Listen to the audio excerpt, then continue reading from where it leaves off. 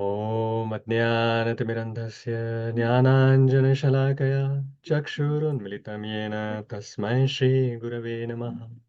श्रीचैतन्यमनोभीष्टं स्थापितं येन भूतले स्वयं रूप कदा मह्यं ददाति स्वपदान्तिकं।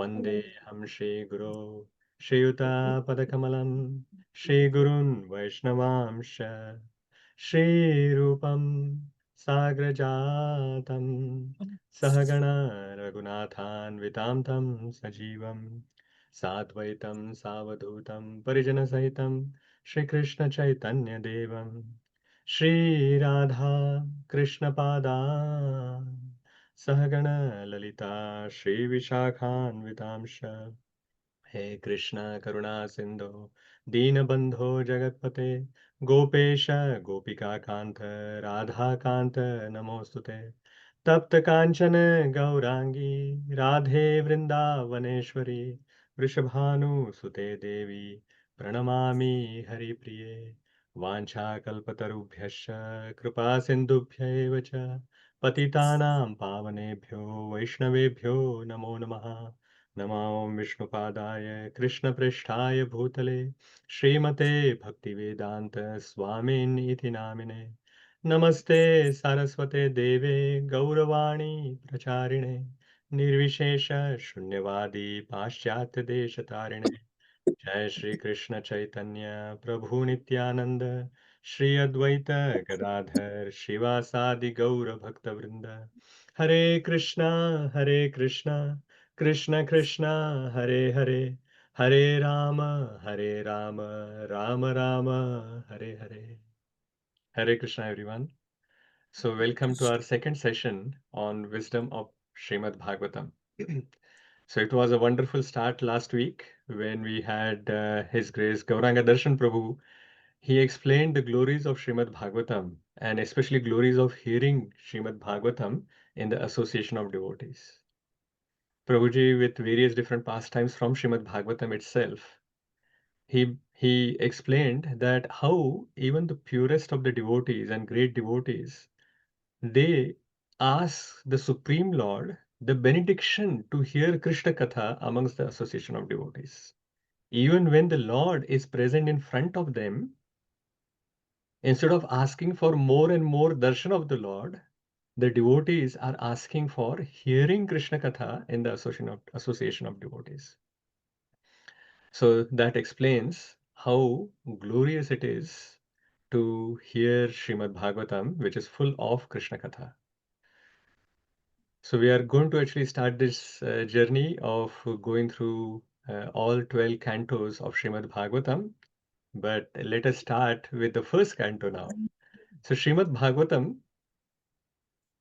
Srila Prabhupada says that if you read Srimad Bhagavatam, then immediately you will realize God. And why is that? Because Srimad Bhagavatam is non-different from Krishna. Srimad Bhagavatam is a Grantavatar of Lord Shri Krishna.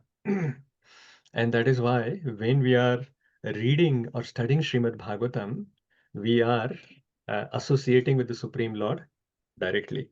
Srimad Bhagavatam ki jai. So we are going to uh, get inside the nectar of Srimad Bhagavatam from today. So instead of starting from like the first verse of the first canto, first chapter, what we are going to do is today I'm going to take an overview of entire Canto 1 of Srimad Bhagavatam. So Srimad Bhagavatam Canto 1 is of this size. Some of those who do not have the entire set of Srimad Bhagavatam at home, I would highly recommend having it. If you do not have it uh, and you still want to actually participate in these classes, then I suggest at least you should have access to the online Srimad Bhagavatam that is there, but the book Bhagavatam is the best so that you can refer to it at any time. So Canto 1 of Srimad Bhagavatam is bigger than even Bhagavad Gita. Okay. I would just request everyone who is not speaking or asking questions to keep yourself on mute so that it doesn't disturb others. So Srimad Bhagavatam, the Canto 1 itself, is bigger than Bhagavad Gita. Bhagavad Gita, we have just completed studying Wisdom of Bhagavad Gita. We saw that there are 700 verses in Srimad Bhagavad Gita. But the Canto 1 of Bhagavatam has 808 verses. It has 19 chapters. And even size of the book, as you have seen, is bigger than Bhagavad Gita.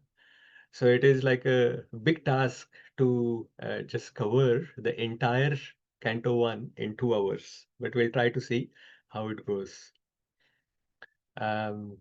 Before we start, I want to acknowledge that this presentation that I'm using is prepared by His Grace Gauranga Darshan Prabhu. He has kindly allowed me to use this for this overview. So let us thank Prabhuji. Hare Krishna. So Canto 1 starts, or actually Srimad Bhagavatam starts with these obeisances to Lord Shri Krishna. So let us chant this mantra and pray and offer our obeisances to Lord Shri Krishna. Om Namo Bhagavate Vasudevaya. Om Namo Bhagavate Vasudevaya. Om Namo Bhagavate Vasudevaya. So this first chapter of first canto is called Questions by the Sages. So before the questions by the sages, this pastime starts, the first 3 verses of Srimad Bhagavatam are quite interesting. First verse of Srimad Bhagavatam, first canto, first chapter, is explaining the goal of Srimad Bhagavatam, the absolute truth. It gives various different characteristics of the Supreme Lord Himself. It's a very famous verse, and many of you may be aware of this verse, may have memorized it. But if you haven't memorized, at least these first 3 verses, everyone should memorize. Janmadhyasya yathodvayaditarataschartheshvabhidnyaswarat tene brahmhridaya adikavaye muhyanti yat suraya tejo varimridam yatha vinimayo yatra trisargo mrisha Dhamna svena sada nirastakuhakam satyam paramadhimahi. So this verse is giving 7 characteristics of the Supreme Lord, the Absolute Truth. So the first word is Janmadhyasya. So Janma Adi, that means creation, maintenance, and destruction. Who's the cause of all of that? So it is said that the Supreme Lord is the cause of all these 3. So he's the primeval cause of everything. He's the cause of all causes. And he is cognizant of everything. Abhidnya. He is knower of everything. On top of that, he's Swarat. Swarat means he's independent. And then he is enlightener. He is the one who is the source of all knowledge. And all of this knowledge that he has passed on to Lord Brahma. Tene Brahma Hridaya Adikavaye.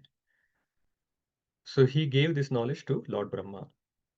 At the same time, he also bewilders everyone. Even the great devatas, even the great sages are getting bewildered by the Supreme Lord. And we know the pastime of even Lord Brahma getting bewildered, even Indra getting bewildered, many sages getting bewildered. And we will see this pastimes when we are going through Srimad Bhagavatam. So it is said, Muhyanti Yata Surya. And he's the factual basis of everything. Yatra Trisargo Mrisha. And he is staying in his spiritual abode, Goloka Vrindavan, Dhamna Svena Sada Nirasta Kuhakam. So to such Supreme Lord, I am offering my obeisances. So that is how the Srimad Bhagavatam starts. So these 3 verses are giving the glories and goal of Srimad Bhagavatam. So the goal of Srimad Bhagavatam is the Lord Shri Krishna himself. That is why it started with Om Namo Bhagavate Vasudevaya. And that Vasudeva, his characteristics are mentioned in this first verse. The second verse, 1.1.2, gives the glories of Srimad Bhagavatam. So now glories of, or the characteristics of the Supreme Lord is done. Now it talks about the book itself. धर्म प्रोजित कैतवोत्र परमो निर्मत्सराणां सताम् वेद्यं वास्तवमत्र वस्तु शिवदं तापत्रयोन्मूलनम् श्रीमद्भागवते महामुनिकृते किं वा परैरीश्वरः सद्योरुध्यवरुध्यते त्रिकृतिभिः शुश्रूषुभे तत्क्षणात्. So, the glories of Srimad Bhagavatam. First one, it rejects the Kaitava Dharma, Dharma Projita Kaitavotra. So, rejects cheating religion. So, it gives the highest. It is not going to dilly-dally upon you do this, and if you cannot do this, then you do something else. No, it gives the highest, the pure bhakti. So that is what Srimad Bhagavatam's glory is, that it is giving us the highest. And that is also the second glory of Srimad Bhagavatam, which is it propounds the highest truth, Paramo, Paramadharma it is going to give.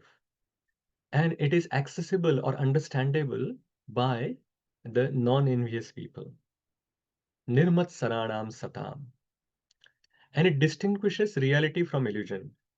Vastava, Vedyama Vasta Matra Vastu Shivadam. So it can, after reading Srimad Bhagavatam, you can understand what is material and what is spiritual. You can understand what is a reality and what is illusion. And it is tapatrayon moolanam. It uproots the three miseries of this world. So it will liberate you. But it actually gives you more than liberation. It gives you Krishna Prema. And this book itself is sufficient for God realization. You don't require anything else. It was famously said that if everything in the world, all the knowledge in the world, it gets destroyed, and if only Srimad Bhagavatam remains, then nothing is lost.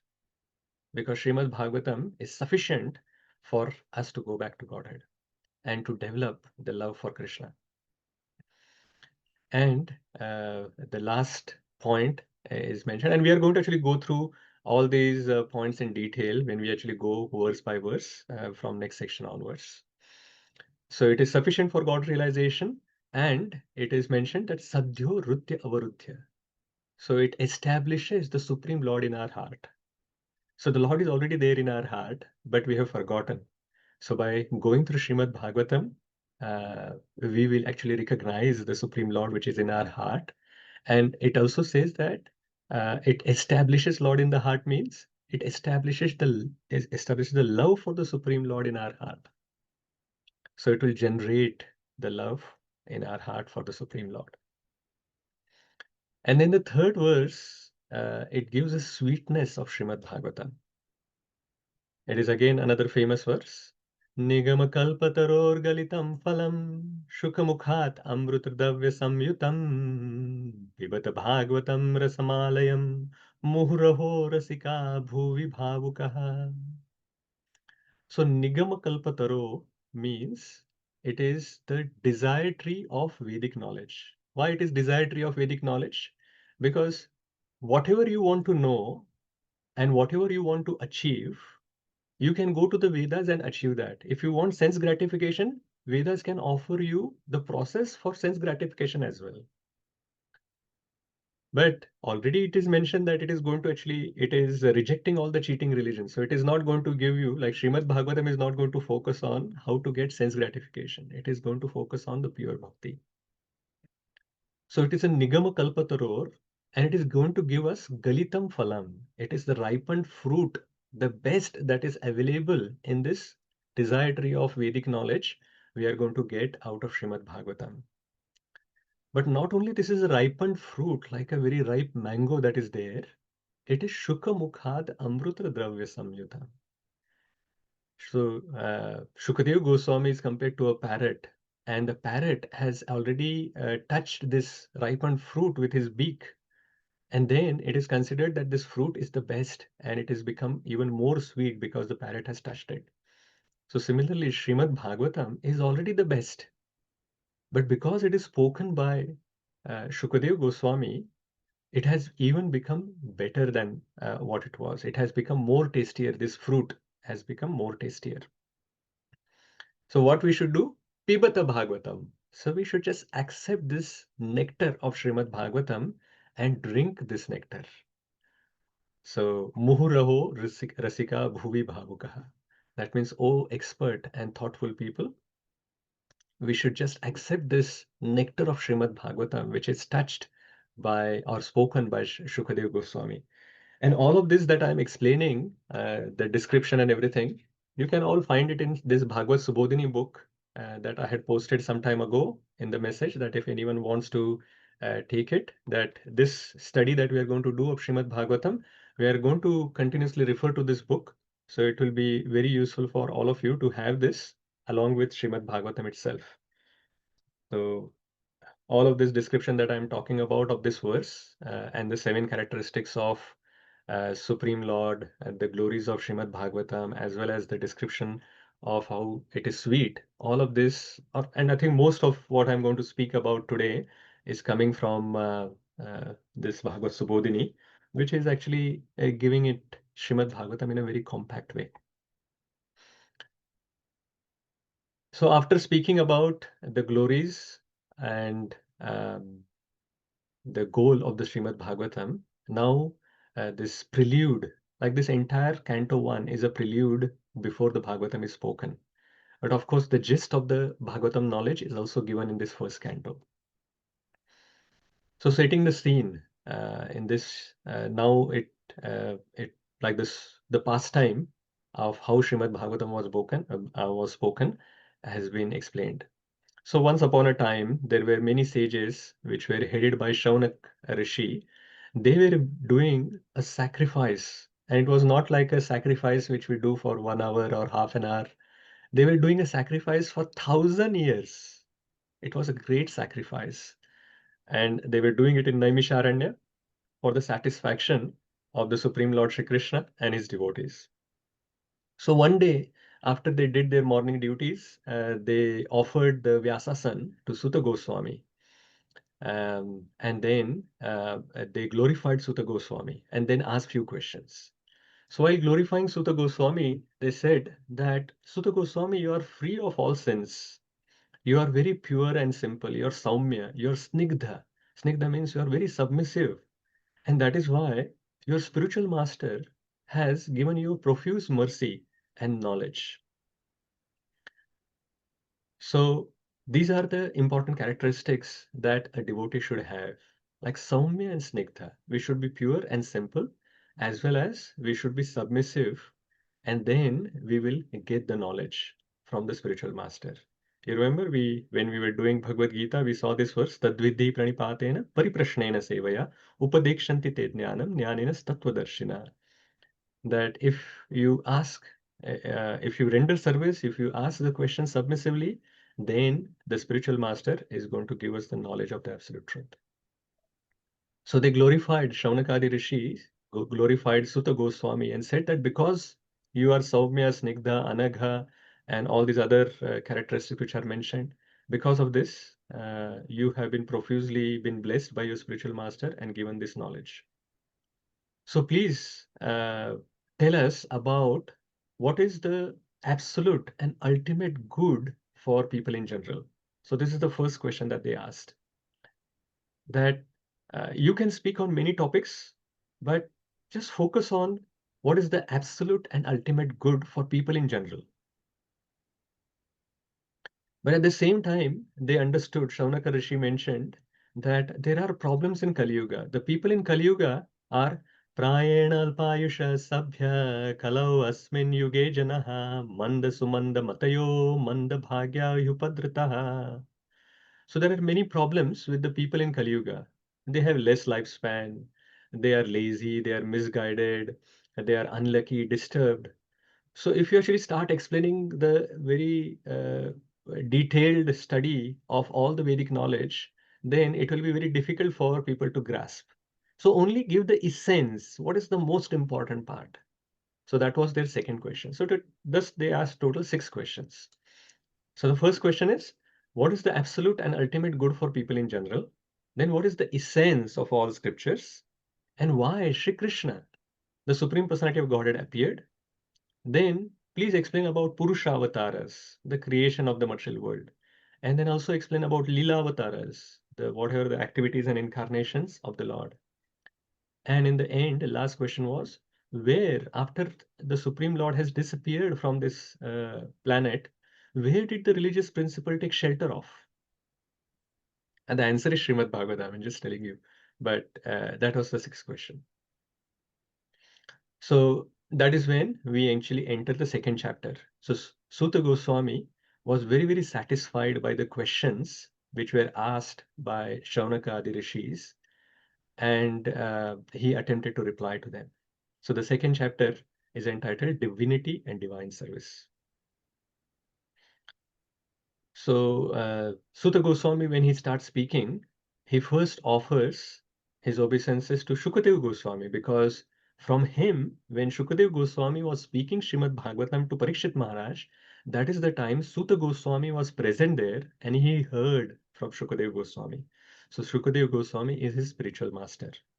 And so he offers his pranams to Shukadev Goswami, and he glorifies Shukadev Goswami in this verse. यस्वानुभावमखिलश्रुतिसारमेकम् अध्यात्मदीपम् अतितितीर्षतां तमोन्धम् संसारिणां करुणयाः पुराणगुह्यम् तमव्याससूनुम् उपयामि गुरुं मुनीनाम्. So he's glorifying that yes, Swanubhavam Akhila Shruti Saramekam. So not only he is knowledgeable, Shukadev Goswami, but he has realized knowledge, Swa Anubhava. So he has experienced that knowledge, and that is why this is a realized knowledge that Shukadev Goswami is sharing. At the same time, this he has no reason for sharing, because he suddenly appeared towards the end of this chapter. The canto, we will see that suddenly Shukadev Goswami appeared for helping Parikshit Maharaj. So it is mentioned that Karuna Yaha. So the people in this world are suffering. Atiti Tirashatam Tamondham. And out of compassion for all of them, he is sharing this knowledge of Bhagavatam. And it is very Guhya, Purana Guhyam. It is very confidential. And he is the spiritual master of all the sages, Guru Munina. So all the sages, including Narad Muni and Vyasadev. Now Vyasadev is from whom he heard uh, the Srimad Bhagavatam, and Narad Muni is even the guru of Vyasadev. So these two were also sitting as an audience when Shukadev Goswami was speaking Srimad Bhagavatam. So it is mentioned that he is Guru Munina. So Shukadev Goswami's glories. And then he offers obeisances, the famous verse Narayanam Namaskrityam Naram Chaiva Narottamam Devim Saraswatim Vyasam Tato Jayamudirayet. So he's offering obeisances to Naranarayan Rishi, goddess Saraswati, and then to Vyasadev. Then Sutta Goswami is glorifying the questions which were asked. He's saying that only the questions related to Lord Krishna, they are beneficial. Everything else is useless. Only if we are discussing a topic where we are focusing on the Supreme Lord, that satisfies the self. And then he starts answering the questions. And even in just one verse, even though they asked these 6 verses, the first 2 questions were answered in just one verse.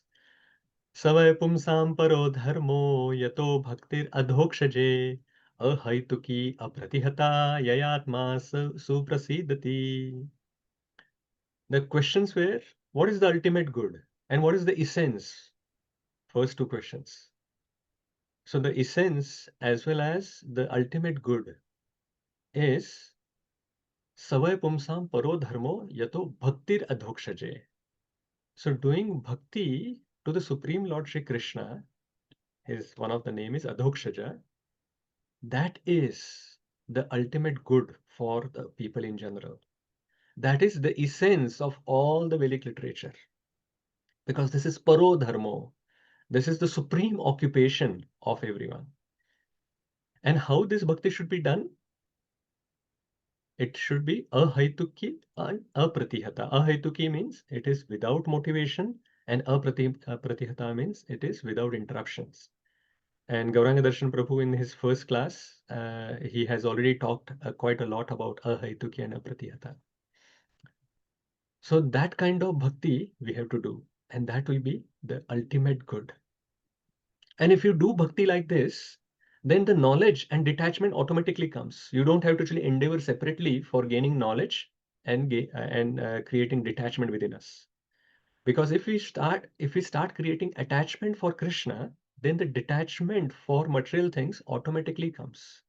And Krishna, who is within our heart, will give us the knowledge from within. So the knowledge and detachment will automatically come if we focus on the Supreme Lord Shri Krishna. And he speaks about the varnashram dharma as well, that if people just do varnashram dharma, some occupational duties, but if they are not developing attraction for Krishna, then this is useless labor.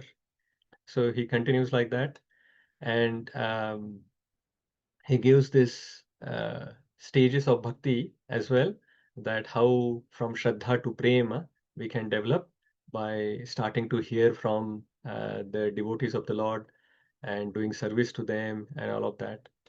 He also mentions that how the Supreme Lord Vasudeva is the uh, ultimate.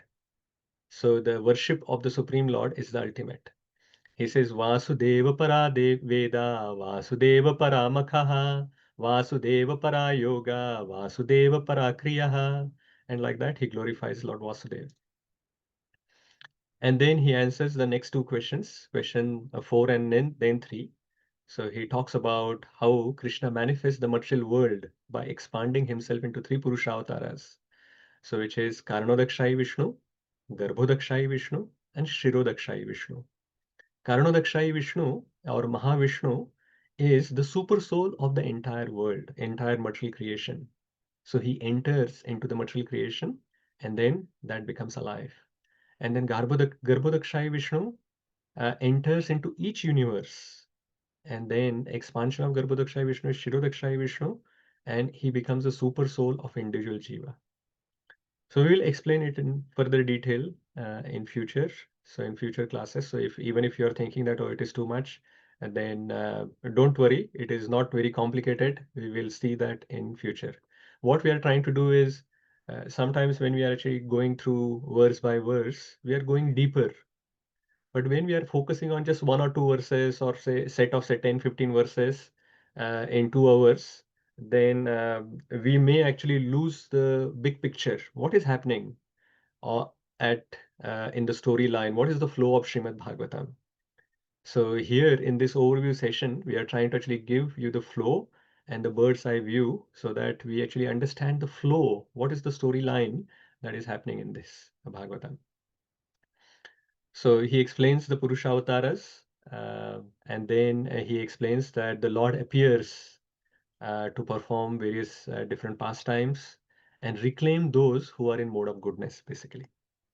And then the Lila avatars are explained in the third chapter, which is mentioned Krishna is the source of all incarnations. So there are 22 avatars are mentioned here, like the four Kumaras, the Varaha avatar, Narada, Naranarayan Rishi, Kapila, Dattatreya, Yajna, Rishabha, Prithu, Matsya, Kurma, Dhanvantari, Mohini, Narsimha, Vamana, Parshuram, Vyasadev, Ram, Balram, Krishna, Buddha, and Kalki. So popularly it is mentioned that there are Dasha avatars and there are no more, but that is not true. There are actually, it is mentioned that there are as many avatars, as many you can see the waves in the ocean.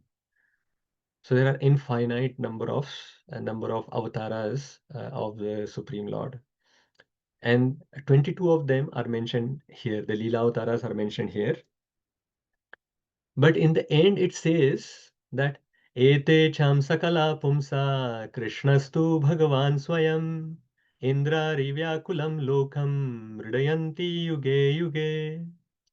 That Lord has innumerable incarnations, but Krishnastu Bhagavan Swayam. That Lord Shri Krishna is the Supreme Personality of Godhead. And all of these avtaras are his Amsha or Kala. They are either plenary portions or the part of the plenary portions. So everyone, like all of these avtaras, are coming from the Supreme Lord Shri Krishna himself. So Jiva Goswami calls this verse as the Paribhasha Sutra of Srimad Bhagavatam. This is one most important verse from Srimad Bhagavatam because this is establishing Krishna as the Supreme Personality of Godhead very clearly. That all the other avatars that we know about, they are just avatars or the amshas or even kala of the Supreme Lord Shri Krishna. So this is where now the Leela avatars have been also explained in this chapter. Then Virat Rupa has been explained by Sutta Goswami. Virat Rupa is actually a material conception of the Lord's form. It is an imaginary form. It is not like this form exists in the spiritual world. So as we saw that the material creation is done, and then the Lord enters into it. So the material creation becomes his body in a way for the Virat Rupa. So those who are not able to understand the spiritual matter, spiritual things, they are looking or imagining Krishna or imagining the Supreme Lord by looking at all the material things that they see around them, and that is the Virat Rupa. So here the material, both the Lord and Jivas are actually imaginary is mentioned, and only fools consider Lord's spiritual pastimes ordinary, understanding the Lord needs unreserved, uninterrupted and favorable service. Gauranga Darshan Prabhu in his last lecture also talked about this verse, that there are these three qualifications are mentioned, that it has to be amayaya. Amayaya means it has, like our devotional service has to be unreserved. Santataya. Santataya means uninterrupted. And anuvritya means we have to actually have favorable devotional service to the Supreme Lord. Further glories of Srimad Bhagavatam, and also answering the sixth question now Sutta Goswami is doing. So sixth question was, where have religious principles gone or taken shelter of after Lord Shri Krishna has disappeared from this planet? So this is answered here, that Krishna swadhama upagate dharma jnanadhibhi saha kalau nashtadrushamesha puranarko dhunoditaha. Arka means sun. So Purana Arka, so Srimad Bhagavatam is compared to the sun that has arisen after Krishna's departure. And that is where in Kali Yuga it is mentioned that Dharma Jnana Divisaha, when Krishna has left this world to his own Dharma, Swadhama Upagate, with Dharma and Jnana, at that time Kala Nashta Drishamesha Puranarko Dhunoditaha. So Srimad Bhagavatam has come.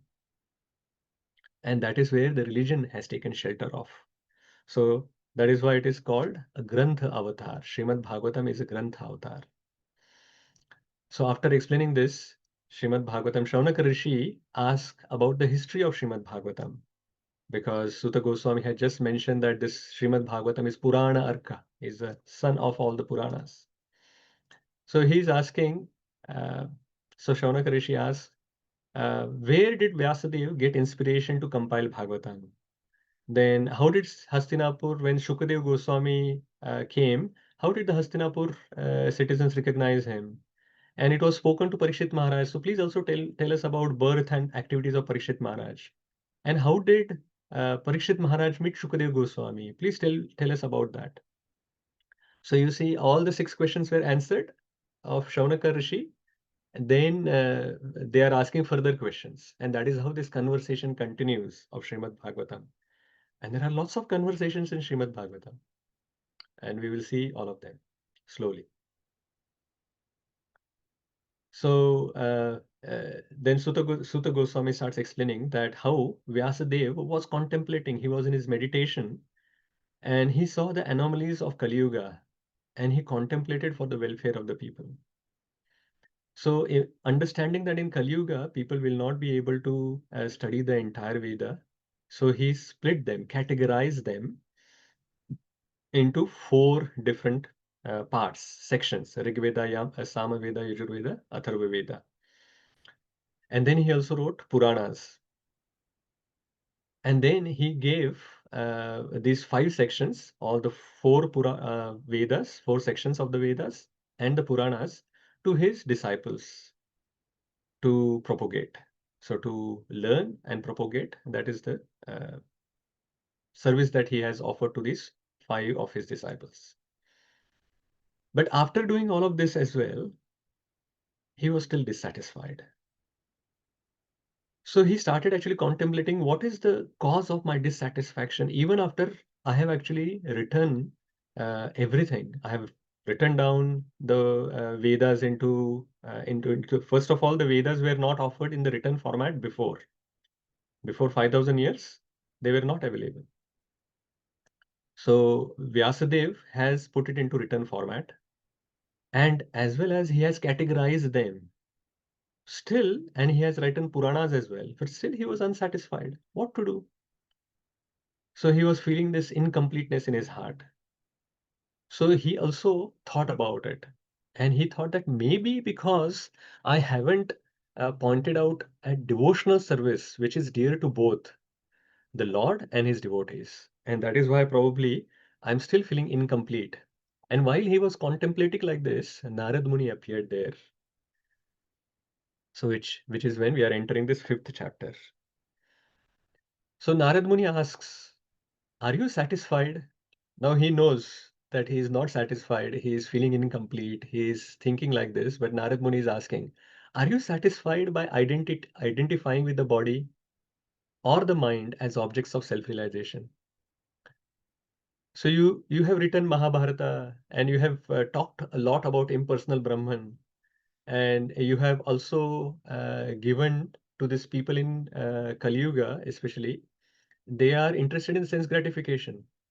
And in Vedas, you have given even more ways that how they can actually get sense gratification. So are you satisfied by doing all of that?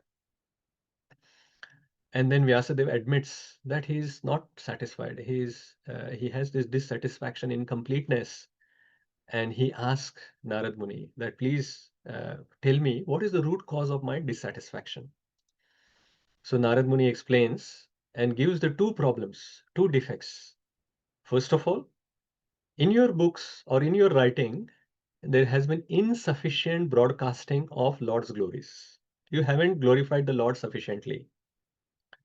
And the second problem is you have focused on this dharma, artha, kama, moksha, 4 purusharthas in contrast with Lord's glories. Like instead of focusing on bhakti and the love for Krishna, you have focused more on these 4 only, 4 purusharthas. So this is the expert diagnosis of Narad Muni. Immediately, as soon as Vyasadeva has asked this question, he has this diagnosis ready, expert physician. And Narad Muni explains that there are 2 kinds of literatures. So materialistic literatures and transcendental literature. And this famous verse, yesterday Subhak Swami Maharaj was referring to this verse, and he was mentioning the crows and hamsas. So the crows are just attracted to this materialistic thing or just the sense gratification. Crow-like people, they are attracted to the part of the scriptures which are giving sense gratification. But where are the hamsas? They are not interested in this sense gratification. They are focused only on Tadvayasam tirthamushanti manasa nayatra hamsa niramantyo shikshaya. So they are only interested in the Supreme Lord. They are always revolving around these lotus flowers which are there in the lake. And this transcendental literature, even though if they are imperfectly composed, they can be heard, sung, and accepted by purified men. तद्वाग् विसर्गो जनताघ विप्लवो यस्मिन् प्रतिक्श्लोक अबध्यवत्यपि नामानन्तस्य यशोऽङ्कितानि यत् शृण्वन्ति गायन्ति गृह्णन्ति साधवा. So these Hamsas are interested in the scriptures where the Supreme Lord is glorified. That is what they are interested in. They are not interested in this scriptures which are giving the ways of sense gratification, dharma, artha, kama, moksha. They are not even interested in moksha, liberation. They only want devotional service to the Supreme Lord. And any scripture that is given, that gives this, they are interested in it, even if grammatically the scripture is not written properly. It is not that Bhagavatam is imperfect. It is said that even if a learned person finds some grammatical problems, he is not worried about it. He will still sing and glorify. Shunvanti, he will hear.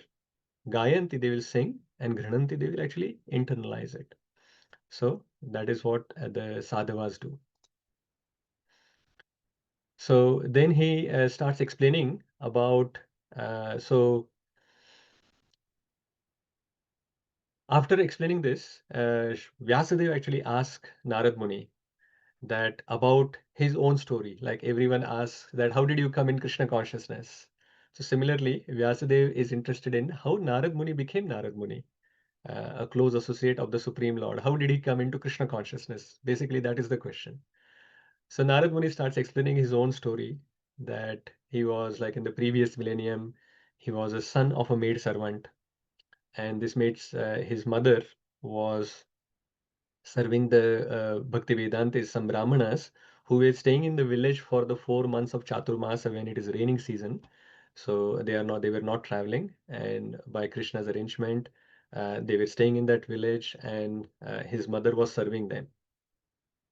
So because of that, Narad Muni was also associating, like Narad Muni in his previous life, that at that time his name was not Narada. His name is not mentioned in Srimad Bhagavatam in his previous life. It just said the son of the maid servant. So this little boy was also serving the the Bhakti Vedantis, these devotees who were speaking to each other, and he carefully was listening to what they were speaking. He will bring them prasadam. He will clean. So all of this, some menial service that he was doing. So they were quite pleased with him, and they gave him his remnants. So after they have eaten prasadam, the Mahaprasadam, they allowed him to eat. So it is mentioned that his sins got eradicated and his heart became purified by eating those remnants of the pure devotees. And hearing in association, he developed the taste because 4 months he was listening. And even though he was a small boy, he was very attached to those pure devotees. He was gentle and obedient.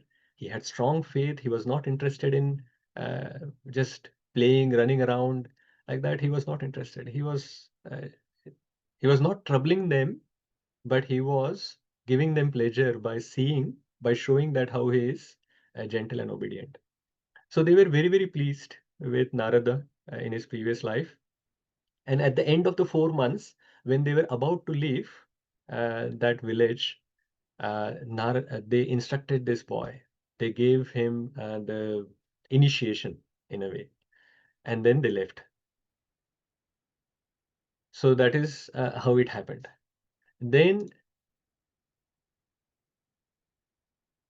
So after that, Narad Muni has actually told this story, and then he just saying that okay, best remedial measure is you have to glorify the Supreme Lord, and glorifying Krishna Katha is the best. Bhakti is very powerful, so just please glorify Bhakti in your writing.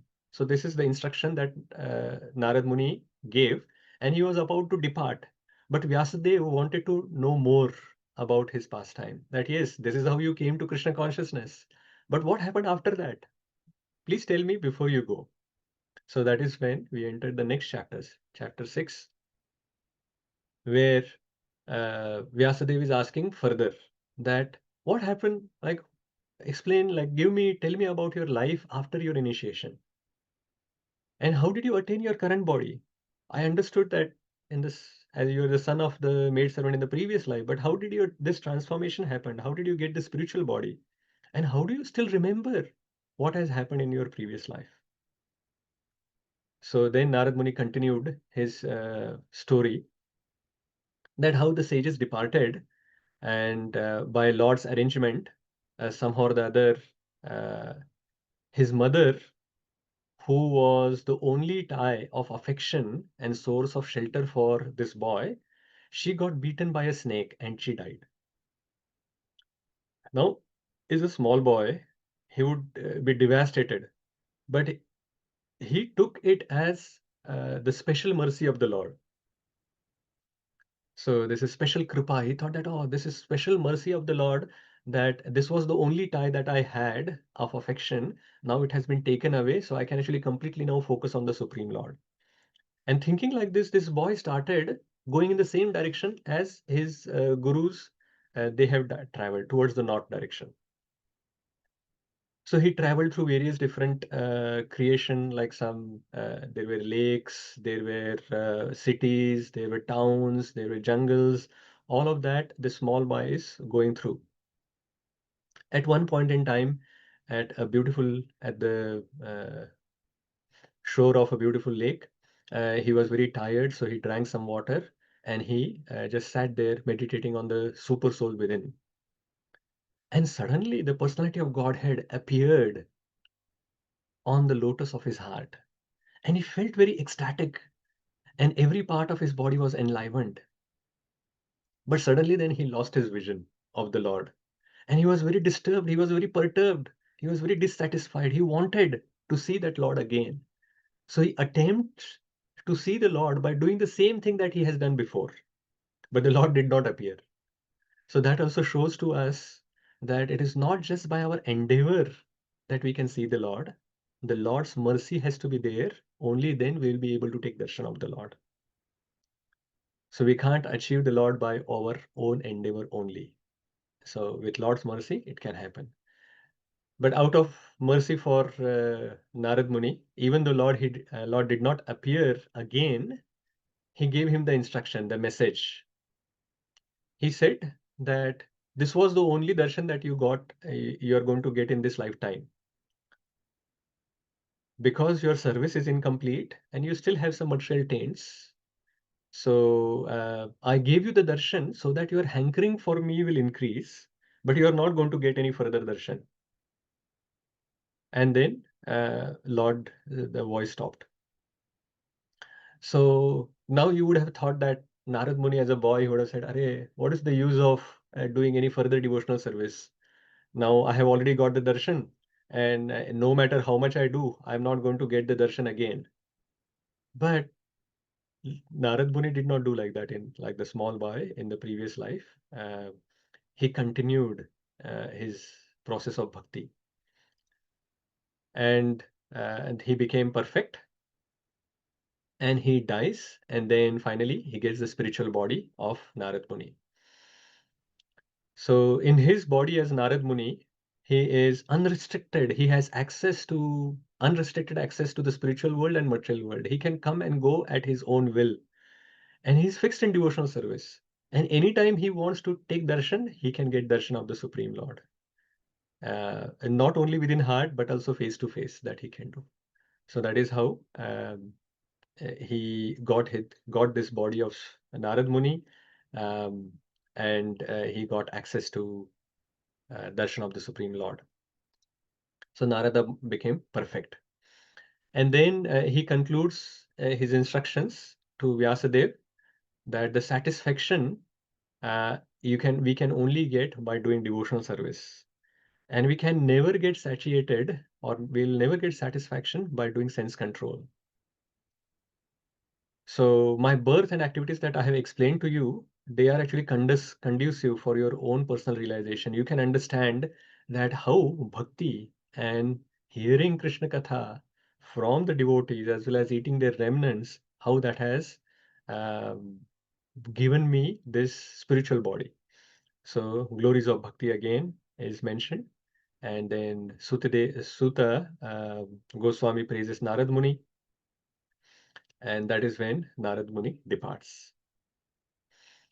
So Shaunak Rishi asked about Vyasadeva's activities now. Okay, you have explained us about what happened. Like Vyasadeva asked about Narad Muni's activities.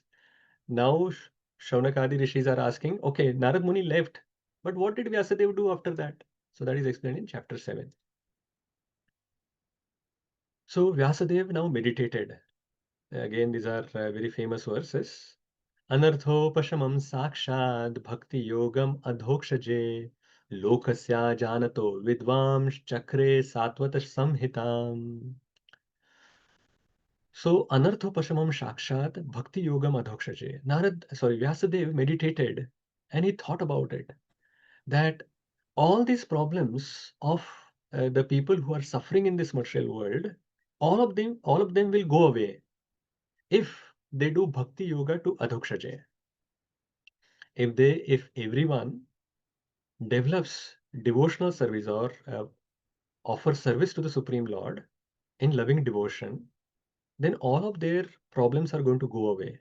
But lokasya ajanato, but people do not know that this is what is going to happen. That is why Chakre Satvata Samhita. That is why this knowledge has to be given to all these people. So knowledge of bhakti needs to be given. So he realized his mistakes in his meditation, and based on the knowledge which was given by his guru Narad Muni, that I have given all this knowledge of sense gratification that is not going to satisfy anyone. In fact, they are going to get more and more bound in this material world. They are going to suffer more, and that suffering can end if they actually take to the bhakti process of to the Supreme Lord. So I have to actually give this knowledge to everyone. And then if I give this, then shoka moha bhayapaha. All their shoka, lamentation of the past, moha, that is attachment that is there, or illusion that is there in the present life, and bhaya of the future. All of this will be gone if they take shelter of the Supreme Lord.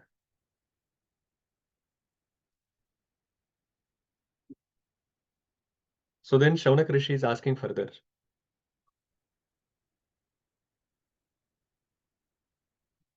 that, okay, Vyasadeva has written Srimad Bhagavatam, but why Shukdev Goswami was interested in Srimad Bhagavatam? He was already a liberated person. He should be indifferent to everything and anything and everything. So why did he took interest in Srimad Bhagavatam, and why did he hear Srimad Bhagavatam from Vyasadeva? So this is where Sutta Goswami speaks this famous verse Atmarama, which is also Chaitanya Mahaprabhu has explained in various ways in Chaitanya Charitamrita. Atmaramascha munayo nirgranthaप्योक्रमे urukrame kurvantya hetu kim bhaktim ittam bhuta guno hari. That Sutta Goswami says that the Lord's qualities are so attractive that even a liberated soul is attracted to it. Atmarama is also getting attracted to the Supreme Lord. So they can't even resist the temptation to hear Krishna Katha. And that is the glory of Krishna Katha as well as Srimad Bhagavatam. So then, after explaining this, then Sutta Goswami starts answering other questions which were asked before, which was about Parikshit Maharaj. You remember at that time he asked about um, how about Srimad Bhagavatam, about Shukdev Goswami, and about Parikshit Maharaj. So now he starts talking about Parikshit Maharaj. Very soon he's going to go a little bit on tangent, but he starts by giving some history before Parikshit Maharaj even was born. So he explains that at the end of the Mahabharata war, what happens is Ashwathama, he beheads 5 sons of Draupadi. And these sons were sleeping, so they were not even in a war, they were just sleeping. But Ashwathama comes and just kills them in their sleep. And even Duryodhan was unhappy with Ashwathama's activity. So when Draupadi finds out that all her 5 sons have been beheaded or killed, she is very distressed because all the sons are gone. So Arjuna pacifies and he takes a vow that he says that, okay, I will go and chase Ashwatthama. I will behead him. I will bring his head to you, stand on that head, and then you can take your bath. So that is the vow that he takes. And then he chases Ashwatthama. Arjuna battles with Ashwatthama. And because he was fearful, Ashwatthama, he releases Brahmastra. Seeing this Brahmastra coming to him, Arjuna actually prays to the Supreme Lord. And Krishna says to him that, okay, you also actually release your Brahmastra. You can counteract the Brahmastra with your own Brahmastra. And then the effect of these two Brahmastras are explained uh, in Srimad Bhagavatam in that chapter there. And then Krishna says that actually this will destroy everything. So you actually retract both these Brahmastra and then you can arrest Ashwatthama. So that is what it is done. So Ashwatthama is arrested now. So when Ashwatthama is arrested by Arjuna, Krishna says, now you kill him. But Arjuna was not very happy. He was thinking that, okay, I will not kill him. But he brings Ashwatthama to um, where Draupadi and Yudhishthir Maharaj is. And then there is a wonderful conversation about arguments on killing Ashwatthama. Krishna says, you should kill him. You should never show mercy to aggressors who have killed innocent boys in their sleep. Also, as per codes of religious war as well, you can kill him. So there is no problem. And you have already made a promise to Draupadi that you are going to bring his head to her. But Arjuna he's a great soul. He understands that Ashwatthama is a Brahmana. So instead of killing him, he brings him to Draupadi. Now, Draupadi is very mild and gentle-hearted. So even though she was quite disturbed when she saw her 5 sons were killed, but when she saw Ashwatthama, she felt that, oh, Ashwatthama should not be killed because uh, his father, Drona, is Guru of Arjuna and also the other Pandavas. So it is an obligation to Guru that he has given all the knowledge. How can you kill his son?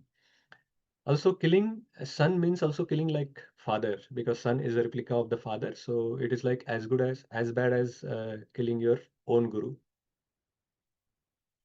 But the main reason she thought that I am already grieving that my sons have died.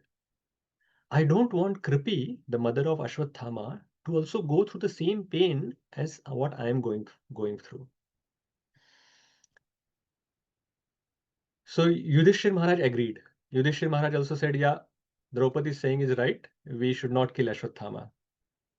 Nakul, Sahadev, Arjuna, Satyaki, Krishna all agreed that, okay, Ashwatthama should not be killed. But Bhima was not happy. Bhima said that we should kill him. He disagreed with everyone. He said Ashwatthama must be killed. He has killed the sleeping sons for nobody's interest. Like even Duryodhana was not happy with him. So he has done such a heinous crime, so he should be killed. So then Lord intervened in this situation because Arjuna was confused what to do. Someone is saying kill, someone is saying don't kill. So Krishna gave him a solution. He said that Brahma Bandhu should not be killed. Like a Brahmana, even if he is not qualified Brahmana, Brahma Bandhu, he should not be killed, even if he is an aggressor. Sorry, Brahma Bandhu should not be killed, but if he's an aggressor, he should be killed. So you do now what you can actually satisfy both Bhima as well as everyone else. So Arjuna is very intelligent. So he understood what Krishna is trying to tell him. So instead of physically killing him or beheading him, what he did was Arjuna removed his hair and there was a jewel on top of his head that was also removed by Arjuna. And then he was unbound and driven out. So in a way, he was not killed, but for a respectable person, the insult is worse than death. So because he was like the hair was removed and the jewel was also removed from his forehead. So because of that, he was like killed as well. So then the final rites of Pandava's sons were done. And that is when we enter the 8th chapter. So the Kurukshetra battle, uh, continuing with the events after Kurukshetra battle. So what is happening after that? So Pandavas offered water, like the war is now finished. So at the end, they went and bathed in river Ganges and also offered water to river Ganges. And everyone they were in grief that so many people were killed. So Krishna and the sages pacified them. And Krishna encouraged Yudhishthira to do 3 Ashwamedha Yajna. And he helped in that Ashwamedha Yajnas. And after all of that, Krishna was preparing to leave for Dwarka. But at that time, Uttara came running towards him, and she took shelter of Krishna. And Krishna, she said that there is even if I get killed, there is no problem, but someone is attacking the son in my womb. That was Parikshit, which is within Uttara's womb. So what has happened is Ashwathama, who was not killed, but he was insulted, out of his revengeful attitude, he had fired another Brahmastra, but this time he is trying to kill the last heir of Pandavas, which was Parikshit, which was in the womb of Uttara. So he wanted to kill him as well. So that is why he had fired the Brahmastra towards that baby in the womb. Very heinous. So Krishna immediately understood what is the situation, and this heat of the Brahmastra is burning the child in the womb. So Krishna entered within the womb with his Sudarshan Chakra, and he protected Parikshit within the womb. And Parikshit could see the Lord that, see, I was getting killed, and suddenly this personality has come, like Angushtha Matrena, like he came in a very small form of like a size of a thumb, and he came and revolved around the entire womb, and he was protecting Parikshit from all sides.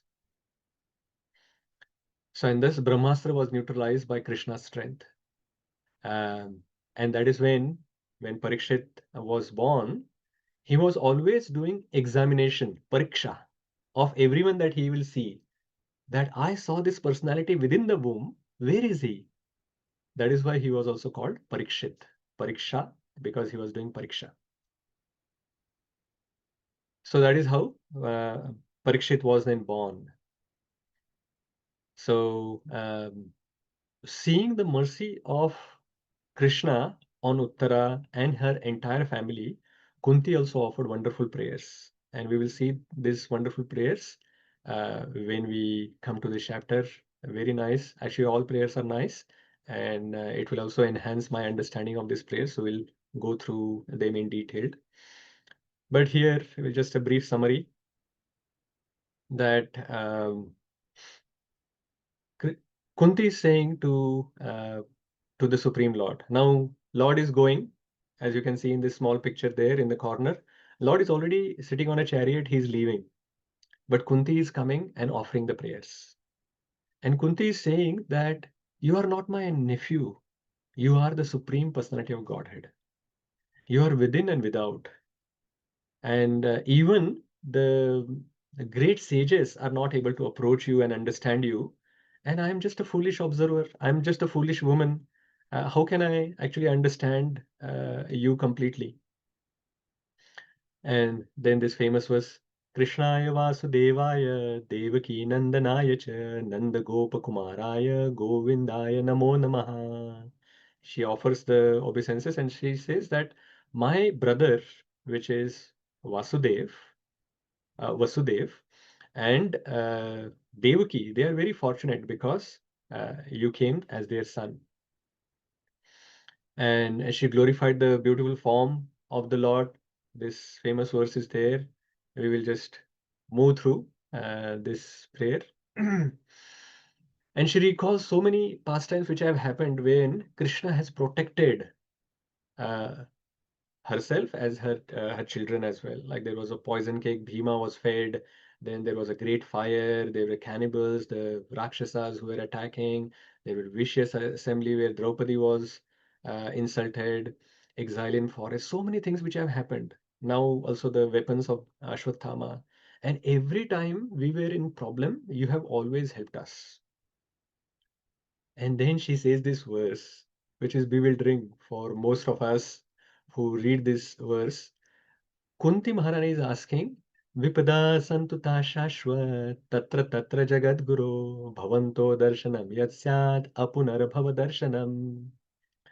She's saying that the dangers, whenever there are these dangers in our life, you have always been there with us. But now the dangers are finished, you are going away from us. So what I want is Vipada Santuta Shashwat. I should get more and more problems in my life. These dangers are great blessings, because in the danger time, you are always there with us.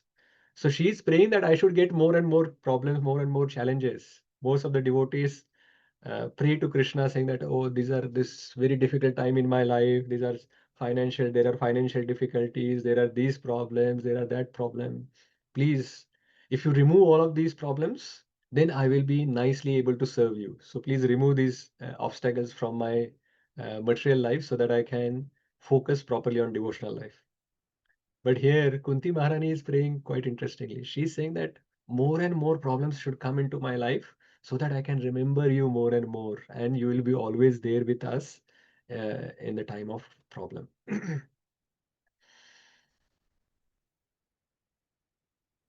So she continues that your birth and activities are inconceivable. There are several opinions of various different people that why you appeared, that you appeared to glorify pious kings like Yudhishthir.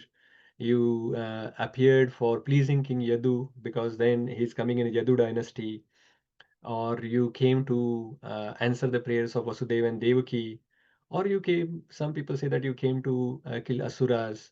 But the real reason for your appearance is to rejuvenate devotional service by which one can see you.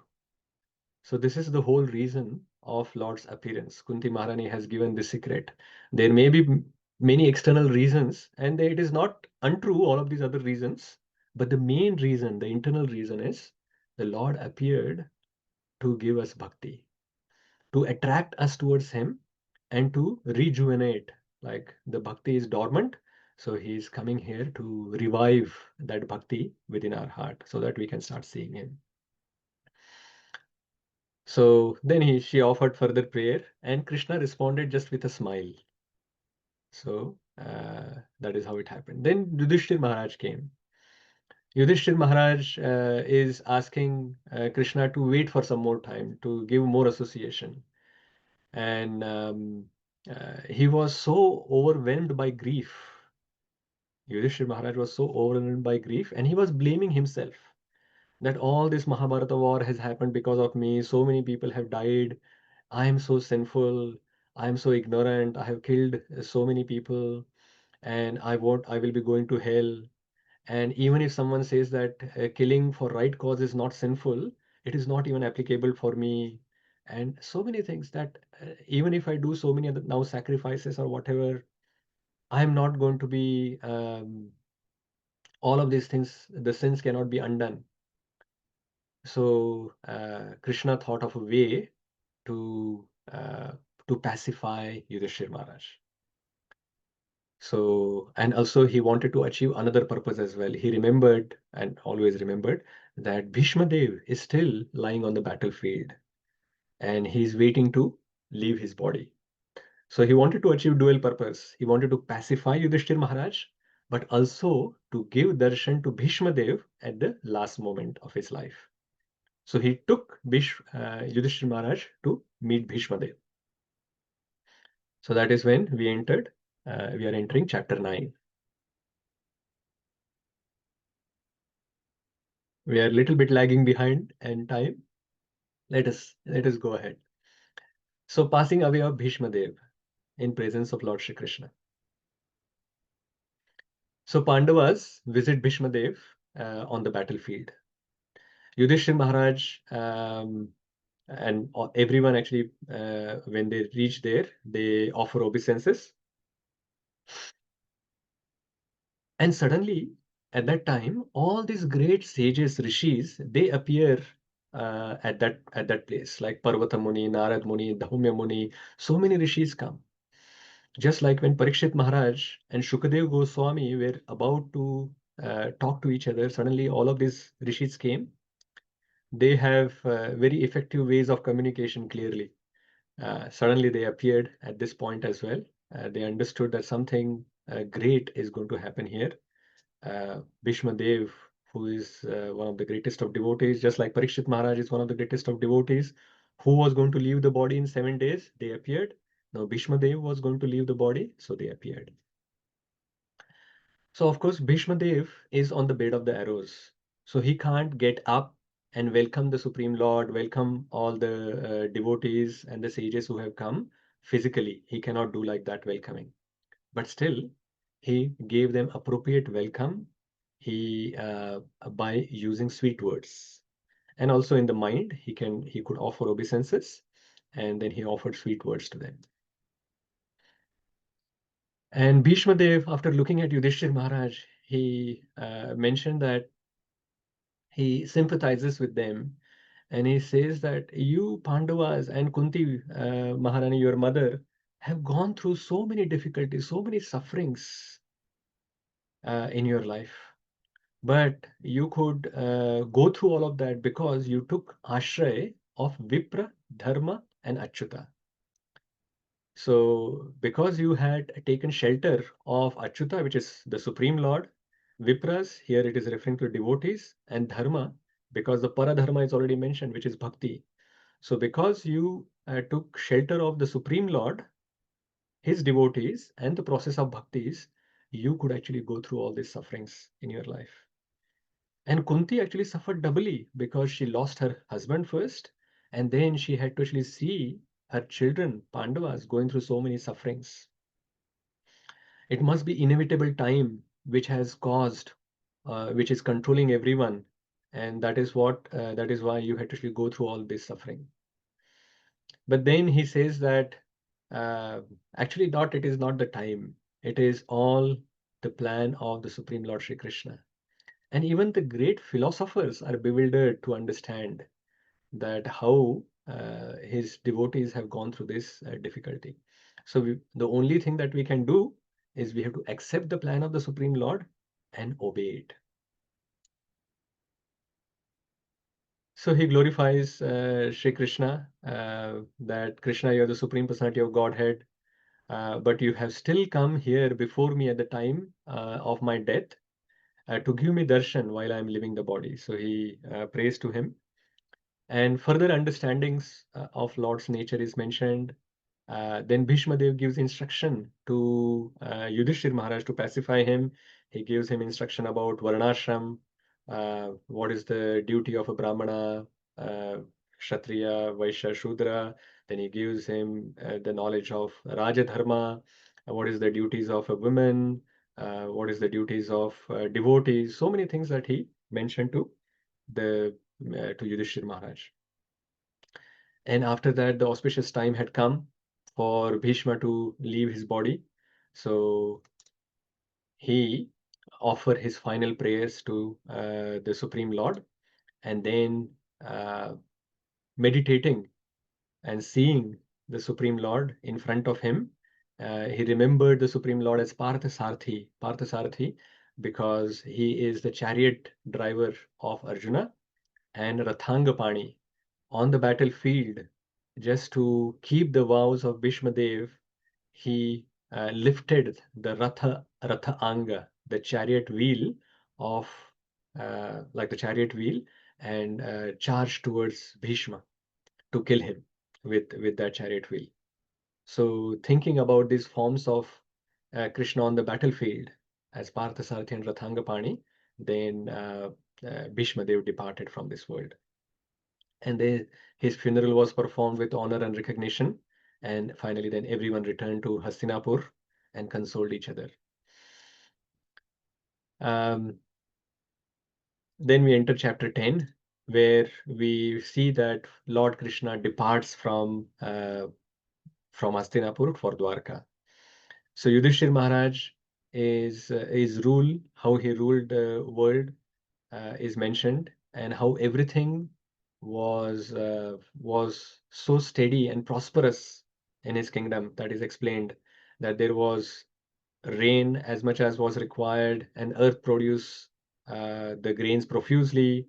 There was so much milk that the cows were having, that the milk was dripping and it was moistening the earth. The rivers, oceans, hills, mountain, everything was actually paying the tax to the king profusely. That is mentioned. So Yudhishthir, people in his kingdom, they were all happy. There were no mental agonies. Imagine this. There are no anxieties, no mental agonies, no disease, no excessive heat or cold. Isn't that Vaikuntha? That is the description of Vaikuntha. So that is how Yudhishthir's rule was. So Krishna now gets ready to go back to Dwarka. So everyone assembles again to see of the Lord, and there were lots of instruments sounded in honor of the Lord. The ladies showered flowers on him. Arjuna took the umbrella to hold on top of his head. Uddhav and Satyaki are fanning with the chamara around him. And the Brahmanas who assembled there, they offered lots of benedictions to the Lord. Even though he's the Supreme Lord, the Brahmanas are giving benedictions and blessings to him. And everyone is tearful, but they are holding off their tears when the Lord is going. And the ladies of Hastinapur, they glorify the Lord. And Lord reciprocates with them and smiles, and then he departs from there. So this is, the Lord has departed from Hastinapur and he is entering into Dwarka. So chapter 11 explains what happens when he enters Dwarka. So when, of course, it was already informed to Dwarkavasis the Lord is coming.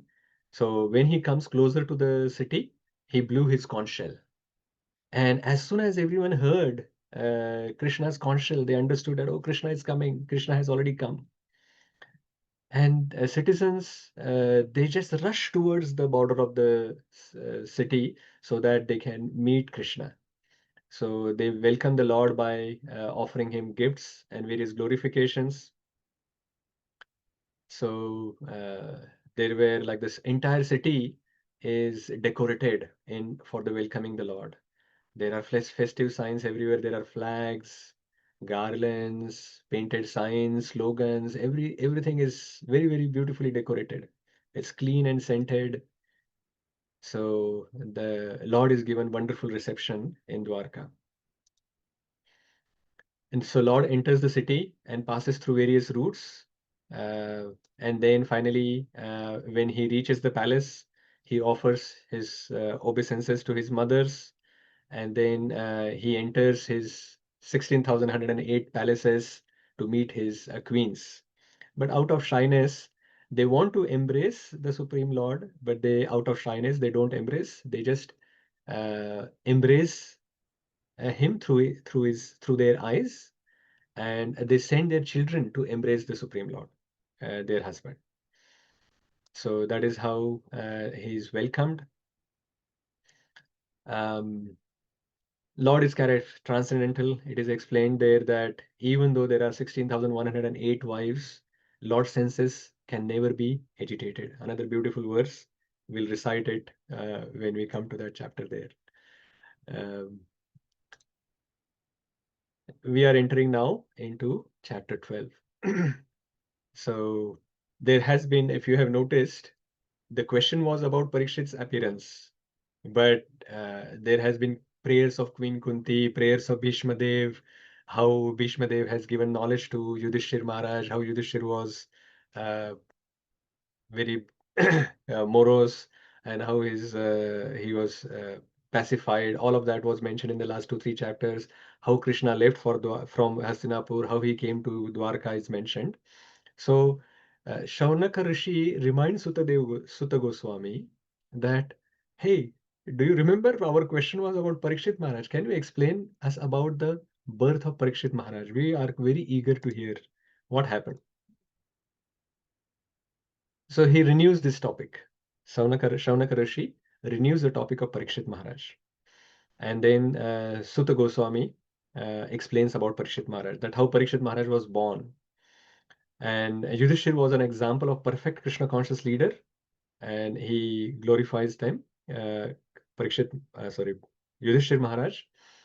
And because he was able to provide this good family background for uh,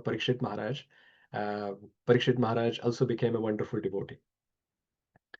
And he explains that how Parikshit Maharaj was so fortunate that at the time of birth, when he was within the womb, he got the darshan of the Supreme Lord. So at the time of birth, he got the darshan of the Supreme Lord. And at the time of death, he could hear Krishna Katha from Shukadev Goswami. So again, that is association of the Supreme Lord. So his fortune is explained at the time of birth, at the time of death. So when Parikshit Maharaj was born, Yudhishthir arranged lots of sacrifices, purificatory processes, and he gave profuse charity to everyone. And the Brahmanas who came, they could see that Parikshit Maharaja's wonderful characteristics and glories. And they explained to Yudhishthir Maharaj and all the assembled people that what are going to be the qualities of Parikshit Maharaj. And they said that this child or grandchild of Yudhishthir Maharaj, he will be like King Ikshwaku in maintaining all those who are born. He's like Lord Ram for following the Brahminical principles. So many things. Like he will be like Arjuna uh, amongst the great bowmen.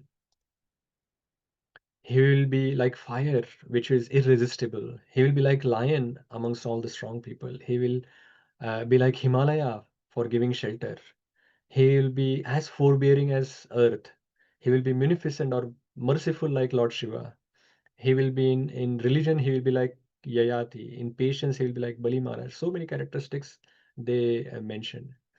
So explaining that Parikshit Maharaj, one single personality, has great qualities of all this great personality in one person. So that is how great Parikshit Maharaj is. So we talked about why the child was called Parikshit, because he was examining everyone. So Yudhishthir then considered performing horse sacrifice, and all the brothers helped him. And Lord Krishna supervised that. Lord Krishna uh, was the Yajaman, like the main person who was worshipped in that. And then Lord stayed there for some time, and then he has left for Dwarka, which leaving from Hastinapur and going to Dwarka is already mentioned in the previous two chapters. Then Vidura, who has gone away when the war was happening, Duryodhana, just before the war started, Duryodhana insulted Vidura and he had left Hastinapur.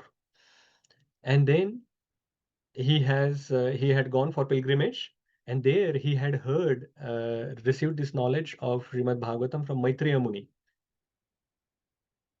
So after hearing all of that, he has now returned to Hastinapur. So when he returned, everyone welcomed him very nicely. Yudhishthir Maharaj arranges a very nice reception for him. He offers sitting accommodation and he is fed sumptuously. Then he is given sufficient rest. And then after that, when he had fully rested, then he was comfortably seated. And then he glorifies Vidura. And he explains that uh, Bhavadvida Bhagavatas Tirtha Bhuta Swayam Vibho Tirthi Kurvanti Tirthani Swantasthena Gadabhrita. That you are such a great person that when you visit the tirthas become purified. Like generally, people go to tirtha kshetras or these pilgrimage places so that they can get purified.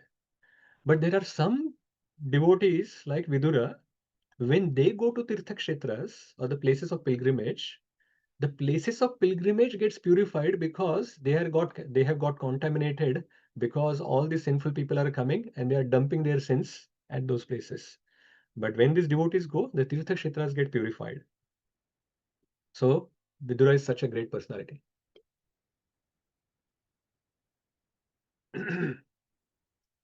So after glorifying him, um, Yudhishthir Maharaj is asking various questions. So he's asking, did you visit Dwarka when you were on your pilgrimage? How's Krishna? How are the Yadavas? So many questions Vidura asked, and he answers almost all questions, but he does not disclose the unpalatable news that Krishna has already left. So by the time Vidura came back, Krishna had already left this planet. And he doesn't describe also that the Yadus have fought with each other and they have also departed from this world. Why he did not mention? Because he thought that the calamities, they come on their own accord.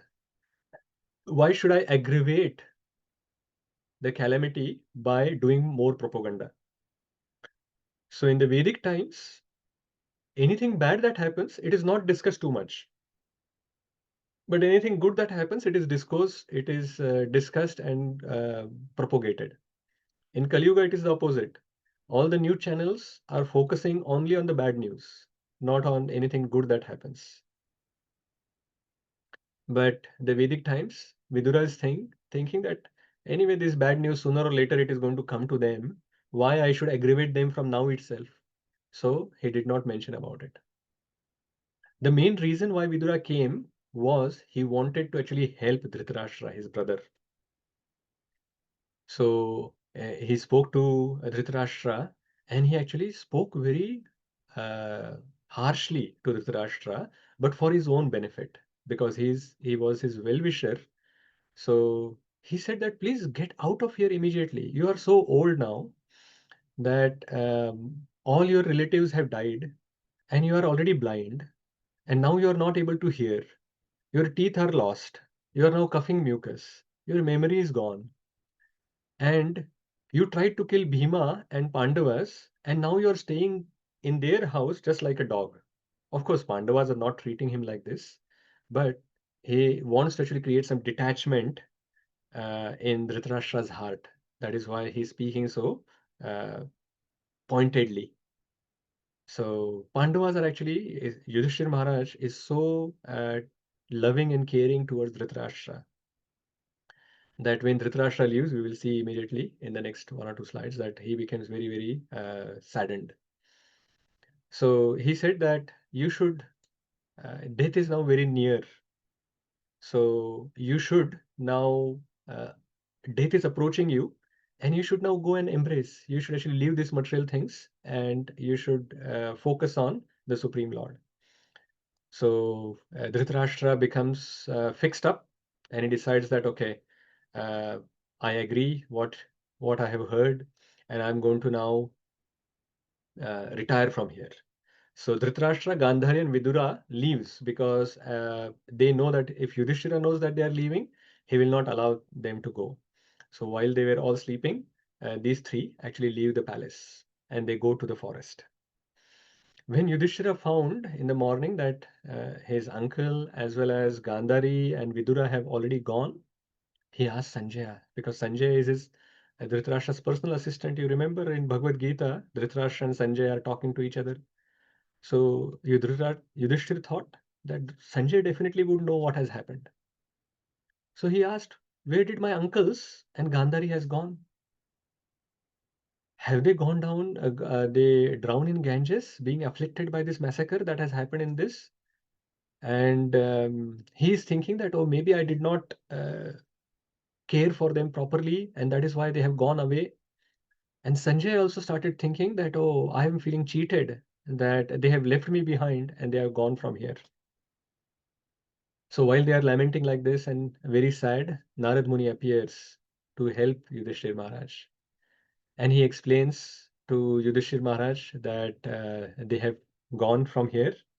Uh, you should not actually feel anxiety for them. And you should understand that you cannot protect them anyway. You are not like the protector is the Supreme Lord. You are not the protector. And he explains to them that they are following now the Ashtanga Yoga process, Dhritarashtra especially. And within 5 days from now, he is going to burn his own body and Gandhari is going to enter that fire. And then Vidura is going to leave for Prabhas. So another pilgrimage place, that is where he is going to go. So hearing this, then Yudhishthira became a little bit pacified, and that is when we are entering the chapter 14. So Narada asked Yudhishthira to wait till the disappearance of the Lord. So Yudhishthir Maharaj is becoming very detached from everything, and he's already detached anyway. So, but now he wanted to leave everything. So he said, okay, wait till the Lord has disappeared. Actually, at that point, the Lord has already disappeared. So he is preparing now, Yudhishthir Maharaj. Now, sooner or later, you are going to hear this news. And at that time, then you can leave from this world. So there we enter the 14th chapter, where Maharaj Yudhishthir now hears this news finally. So Yudhishthir Maharaj, so Narad Muni has left, and Yudhishthir Maharaj very soon he starts experiencing this inauspicious omens in the world.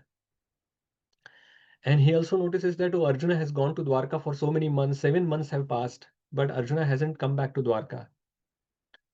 So he started feeling, because of these auspicious omens, that has the Lord decided to quit this pastime from earth, as Narad Muni said. So then he actually experiencing further bad omens, that his left side of the body is quivering, the animals like jackals are crying, and so many things which are happening. And Yudhishthir has started already suspecting. Looks like that the earth is bereft of Lord's lotus feet. The Lord has departed from this world. But people, like when we are so attached to something, and especially to the Supreme Lord, they don't want to believe that Lord has already gone. And at that time, Arjuna returns from Dwarka. But his body language is completely different. He can see that Arjuna is completely dejected, his head was down, and tears are on his face. So, looking at that, now it is like the heartbeat of Yudhishthira has gone even further. He understood something bad has happened. But he still doesn't want to ask that specific question. So, he asked him that how are Yadus, Surasena, Vasudev, Balaram, and all their like the wives and everyone, how are they? How is everyone in Dwarka? Then he asked directly as well, is Lord Krishna and his queens, Lord Balrama and other great heroes of Yadu dynasty, uh, they are all okay? And then looking at his bodily symptoms, he starts thinking, and he asks some personal questions as well. That you seem very dejected. Is your health all right? Have you been disrespected or neglected by someone? Or has someone spoken very insulting and unfriendly words to you? Or have you not given charity which you were supposed to give and you had promised? So many different questions that he asked. So finally, after asking all of these things, finally he asks the most important question which he was fearful to ask. Or is it that you're feeling empty for all times because you might have lost your most intimate friend, Lord Shri Krishna? Has he left the world?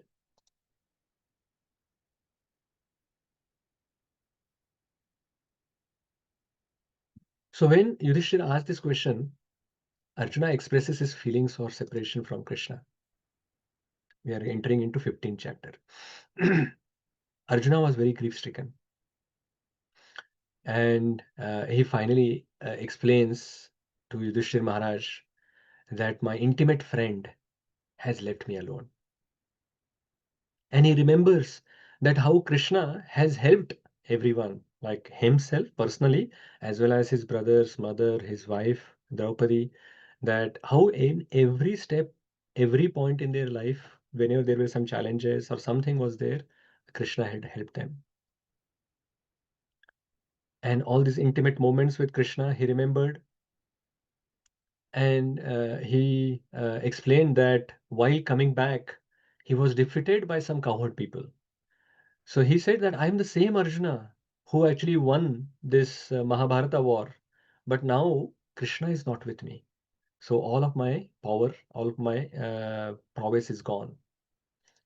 And not only that, not only Krishna has left this world, but cursed by the Brahmanas, all the Yadus, they were intoxicated, they fought with each other, and they have also left this world. So Arjuna accepts everything as Lord's will, that Lord has organized this war within Yadu dynasty, and that is why they have left. And in the end, he remembered the instructions of Bhagavad Gita that Lord has given to Arjuna personally on the battlefield. And then he was pacified, remembering the instructions. Maharaj Yudhishthira heard that the Lord has departed. He had already received the instruction from Narad Muni that when the Lord departs from this world, you can also leave this world. So he plans his retirement.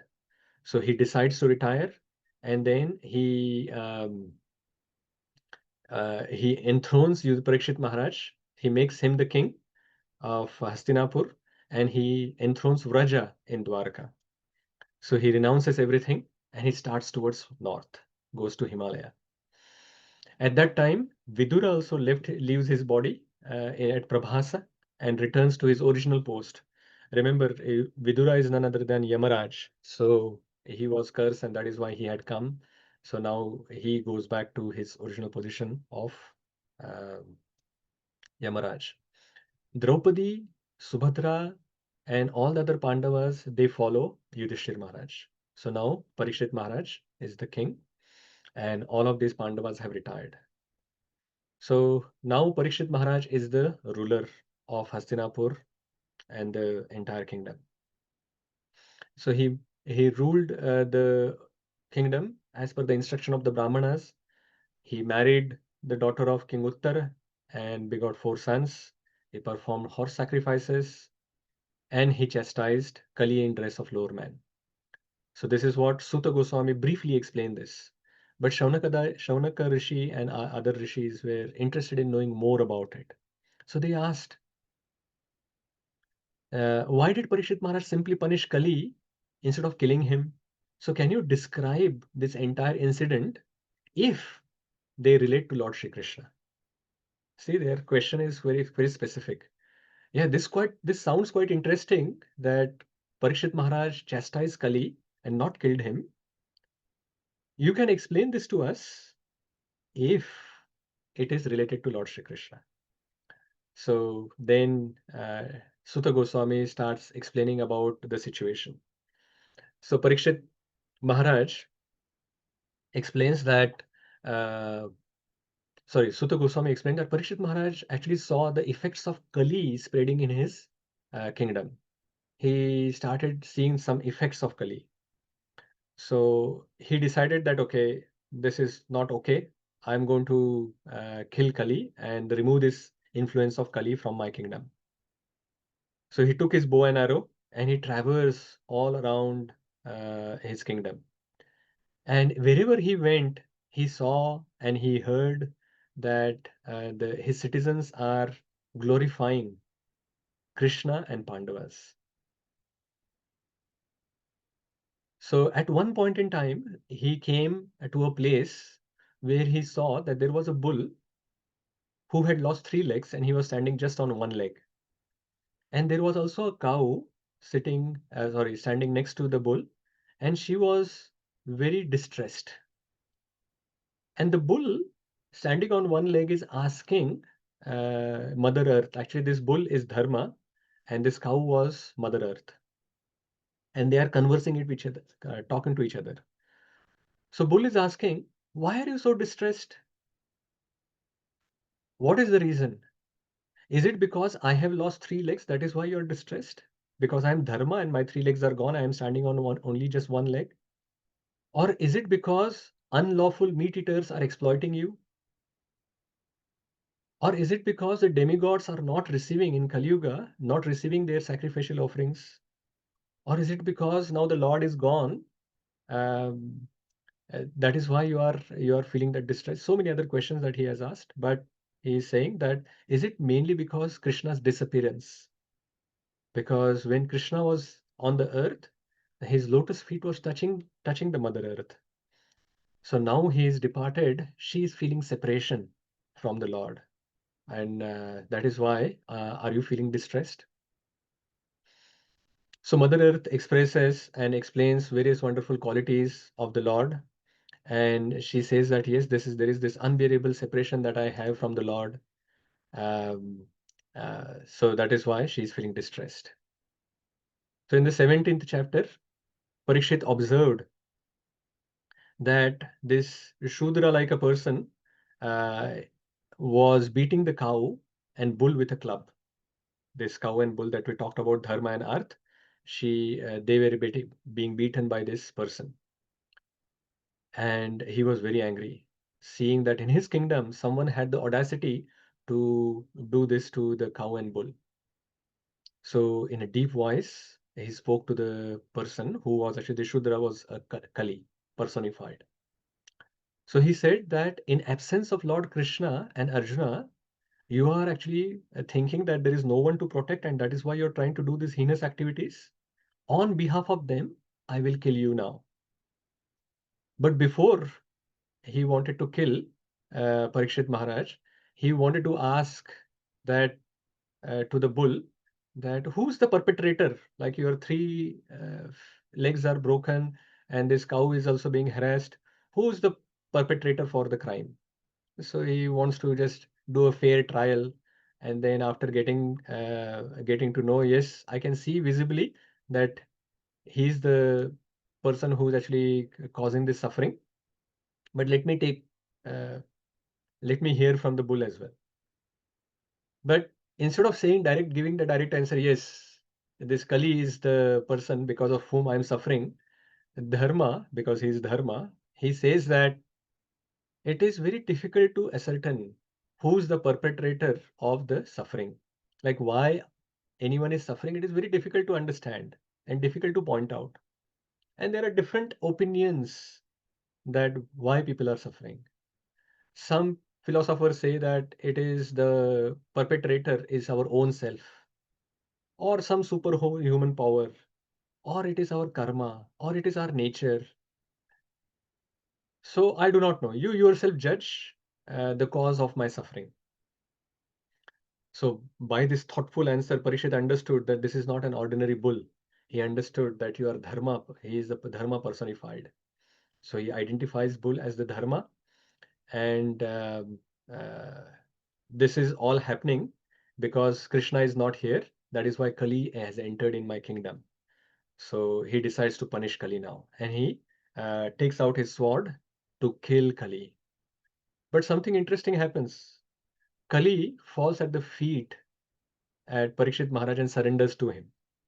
Now, Kshatriya duty is that anyone who surrenders to you, you can't kill them. So Parikshit Maharaj says that, okay, since you have surrendered to me, you have no fear for your life. I am not going to kill you, but you can't stay in my kingdom. But Kali says that this is not fair. You have given me now shelter. You have to also give me some place for staying in your kingdom. He says, okay, I'll give you 4 places of for staying.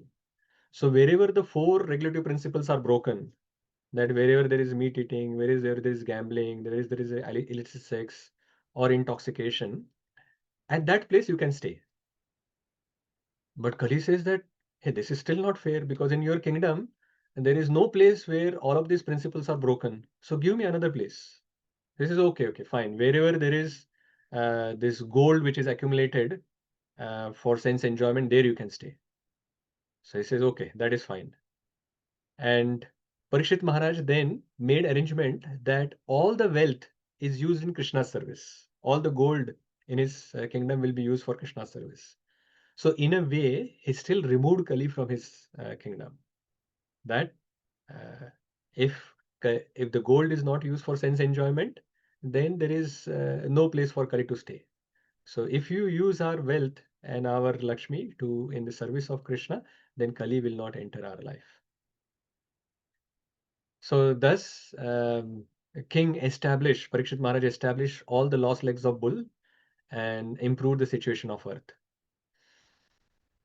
So sages headed by Shaunaka, they are able to perform sacrifice because Parikshit's expert administration. You remember this entire canto started where they are doing 1,000 year sacrifice. So this is where we entered the second last chapter of this uh, canto, chapter 18. So after explaining the ruling of Parikshit, Sutta Goswami is explaining the events leading to renouncing kingdom. So this is all okay. Parikshit punished Kali, but why did Parikshit was cursed, and how did he meet Shukadev Goswami? So that is where he's coming to now in the last two sections here, last two chapters. So birth and death is quite glorious. We have talked about that before. So why Kali was not killed is because of this one good quality of Kali. Nanudveshti kalim samrat sarang iv sarabhuk kushalanne ashudash siddhanti netarani kritani yat. So there is one good quality in Kali Yuga, that in Kali Yuga, even if you think about doing some good activities, you immediately get benefit of it. Just thinking that I want to do this. If you think that I want to go to Vrindavan, in Kali Yuga, if you just have this thought, you get the benefit of doing that good activity. You haven't done it, you have just thought about it, you have got the benefit. But for the bad activities or sinful activities, to get the reaction, you actually have to do those activities. So just by thinking the bad action, you don't get the sinful reaction. But you just by thinking about the good, you get the benefit of the good. So that is the good quality of Kali. That is why it is not. Of course, we should not be just thinking that, okay, bad. If I think about bad things, it is not going to give me some reaction. So I'll just keep thinking bad. Because dhyato vishayan pumsa sangasteshu pujayate. Automatically, over a period of time, if you keep thinking, you will do that activity. So sages glorify Suta Goswami and Krishna Katha and wants to know more and more. So then Suta Goswami is continuing this pastime. Oh, sorry. So he says that Maharaj Parikshit, once upon a time, what happened was Parikshit Maharaj went for hunting, and he was very, very fatigued and he was very thirsty. So he saw this ashram of a rishi. It was Shramika Rishi's ashram. And he entered that ashram asking for some water. And Shramik Rishi was actually in meditation at that point in time. So Parikshit Maharaj felt neglected and becoming suddenly angry, which is very uncharacteristic of Parikshit Maharaj, because he's very respectful towards Brahmanas, very respectful towards devotees, and it is impossible for him to actually get fatigued and challenged or agitated just by thirst, because after he was cursed, for 7 days and 7 nights, he did not drink or eat anything, and he just sat at one place. So thirst cannot agitate him. But of course, by Krishna's arrangement, because Krishna now wanted to give us Srimad Bhagavatam. So that is why, just like Arjuna got bewildered, here Parikshit Maharaj was bewildered a bit. And something very uncharacteristic to him he did, which was he felt angry. And while leaving, there was a dead snake which was lying around. He took that and he garlanded Shamik Rishi with that, thinking, okay, you are not paying any attention to me. Here is the garland. You are not respecting me, I am not respecting you, that kind. So his son Shamik Rishi, and then Parikshit Maharaj left from there. Shamik Rishi's son Shringi was like a small boy but very puffed up with his brahminical prowess and power. He heard somehow or the other that his father has been disrespected by this king. So, without even going there, without even talking to his father, without seeing this situation, where he was sitting, he said that, okay, I will curse this king. They are feeling that they are superior to us, but they are just like dogs. They should not be entering into our house, and they are now trying to overpower us and disrespect us. I am going to curse him to die within 7 days by the bite of a snake bird, Takshak. And then after cursing Parikshit Maharaj, he came where Shamik Rishi was, and he started crying. He's like, as we all know, when something naughty thing children do, when the parents see them, they start crying because they know now that the parent are going to chastise them. So he started crying. Shamik Rishi woke up from his meditation, and Shringi explained what has happened. And when he woke up from the meditation, he just saw that, oh, this guy, snake is there. He just removed it and threw it. So he did not pay a lot of attention. He was not angry. He wasn't thinking that, oh, how can someone disrespect me like this or whatever. But when he heard that it was Parikshit Maharaj who was there and Shringi has cursed him to die in 7 days, he was very sad. He, Shamik Rishi regretted son's action, and he prayed that for his son, that he has done such a sinful activity of um, cursing a great monarch. First of all, he's a great monarch, that he's a nice king and looking after the kingdom so nicely. And if such a wonderful king is now going to die, what will happen to the kingdom? And also, he understood that not only he's a king, but above all, he's a great devotee. And the Lord will not tolerate the offense towards the devotee. So he regretted the sin committed by his son. So what he did, now we are coming to the last chapter of this Canto 1. He sent one of his disciple to inform Parikshit Maharaj that this has happened and my son has cursed you and you are going to die in 7 days, so that you can prepare for your departure, so that they are aware, right? So while even before he could hear about his curse, Parikshit Maharaj suddenly realized after coming out of the ashram and he was walking towards going back to Hastinapur, he realized that how heinous his activity was. And Shamik Rishi was innocent. And how come I disrespected him, a Brahmana, and he is now praying and expecting some calamity should come upon me to so that this uh, this sin is taken care of, and the reaction of the sin is not passed to my kingdom or the my subjects or my family or my relatives. And while he is contemplating like that, he heard the news that he has been cursed, and he thought that this is a blessing, that it is a blessing of the Lord to make me indifferent towards the worldly things and renounce everything. So this is what he felt. Do you see the similarity? Like when Narad Muni in his previous life, when he got this calamity of his mother was had died, he felt that it was a special mercy of the Lord. Now, Parishit Maharaj was told that he's being cursed to die in 7 days. He's not worried about it. He's thinking that, oh, this is like a mercy. It is a blessing from the Lord, so that I can become detached now of these worldly things, and then I can renounce everything and focus on the Supreme Lord. So that is what he did. He installed Janmejaya as his son, as the king. He renounced everything and he sat at the bank of Ganges, meditating on the Lord, the lotus feet uh, of the Lord. So when Parikshit Maharaj is sitting like that, all the great sages they came there. Uh, the great sages like Narad Muni, Vyasadev, so many Parvata Muni, so many different sages they actually came there, and King properly received them all and expressed his fortune by getting the rare association of the sages.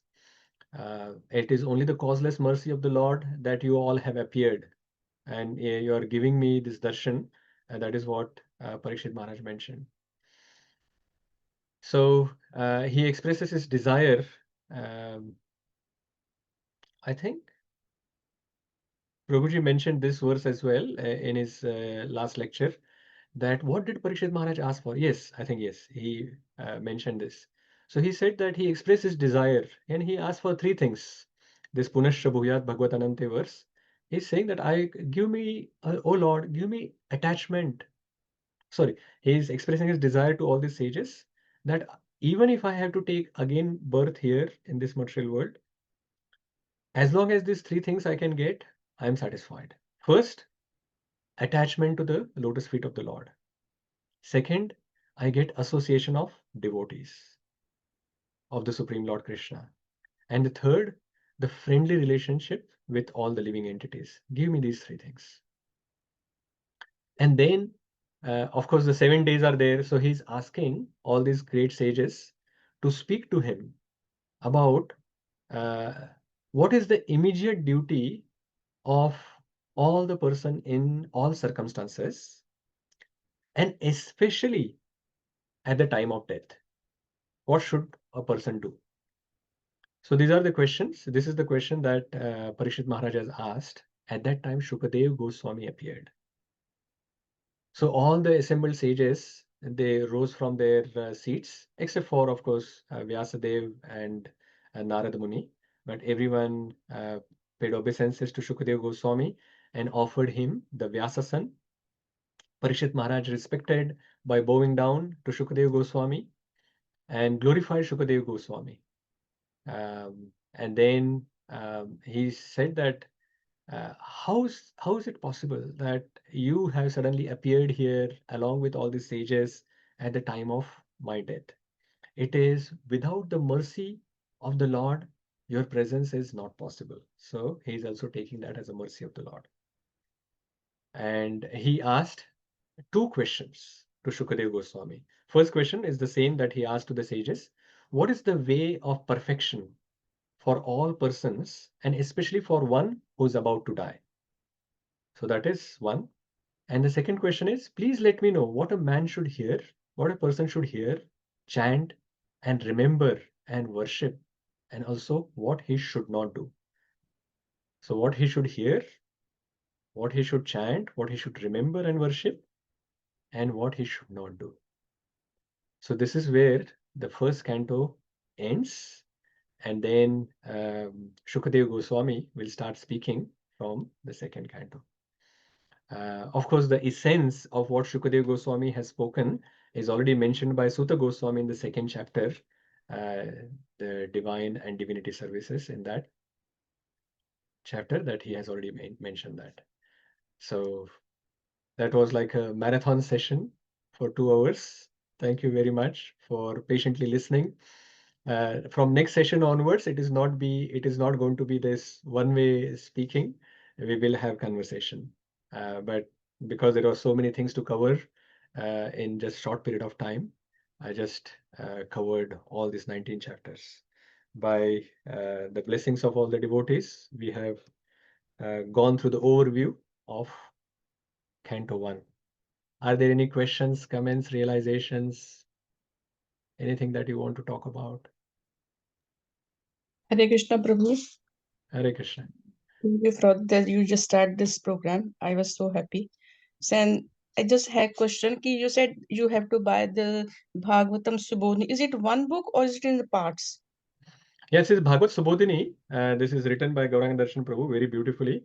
Yeah. When I was doing my Bhakti Vaibhav and when I'm trying to do my next course as well, I felt that this actually helped me quite a lot. Very Yeah. simple language and some points of each verse, important points. Then also towards the end, he has like there are different sections where some important verses are given more detailed. Some Prabhu, key. this is only one book, right? No, this is like one book is only for Yeah. Canto 1 and 2. But then there Achha. are other books. When we actually go to Canto 3, 4, 5, 6, there are more books we will have to take. I have for all the books which he has written till now. He hasn't written for 11th and 12th Canto yet. And I think on the 10th Canto as well, I think he has written till part 3. So, but he's continuously writing. So by the time So we go there, we will get yeah. those books as well. So Prabhu, we have to buy all of them or just Currently, you can just take one because Canto 1 and 2 itself will hmm. take. My plan is, Krishna's plan may be different. My plan is to cover each canto in 6 months. And there are some cantos which are bigger and some cantos which are smaller. For example, Canto 2 is smaller, but Canto 1, Canto 3, Canto 4, they are bigger. So we may take little more than 6 months, but the smaller ones we will actually finish in maybe 4 months or even lesser than that. And some cantos may go a little bit here and there. But overall, uh, just the sessions may actually finish in 3 years, but Hmm. some of the devotees are also doing Bhakti Vaibhav. So after every canto is finished, they will actually, in for some cantos, there are 2 exams or whatever. So they may take some break, 1 or 2 weeks break in between. So with all of that, I'm thinking that the 6 cantos will take 4 years to complete. It's okay. Yeah. Thank you so much, Prabhu. Yeah. Yeah. So for first 2 cantos, I'm thinking it will be at least 1 year or little over one year it may take. So with that, there is no rush for taking Subodhinis. But if you want to, feel free to purchase. Thank you so much, Prabhu. Hare Krishna. Gaura Chandra Prabhuji or Mataji? Hare Krishna, Prabhuji. Dandavat pranam. Dandavat pranam. Thank you so much, Prabhuji, for this session. It was really nice, actually. And even though we've read the first canto fully, but hearing it again and again, there were a few things that we realized that maybe we never read. But so it's really good to read it in the association of devotees. So thank you so much, and really can't thank you enough for what you're doing here. And now, in regards to say moving forward from next week, Prabhuji, so how we are gonna do it? Is it gonna be like every text that we will be reading and understanding, or how like we are gonna be doing that? If we, good question, Broji. If we want to read each text and do it in detailed analysis of each text, if that depth we have to cover, you will be here for 40 years, not 4 years. Okay. So we will actually go a little bit deeper, but in a session, we will try to cover one chapter, or sometimes some verses are very important, like the first 3 verses.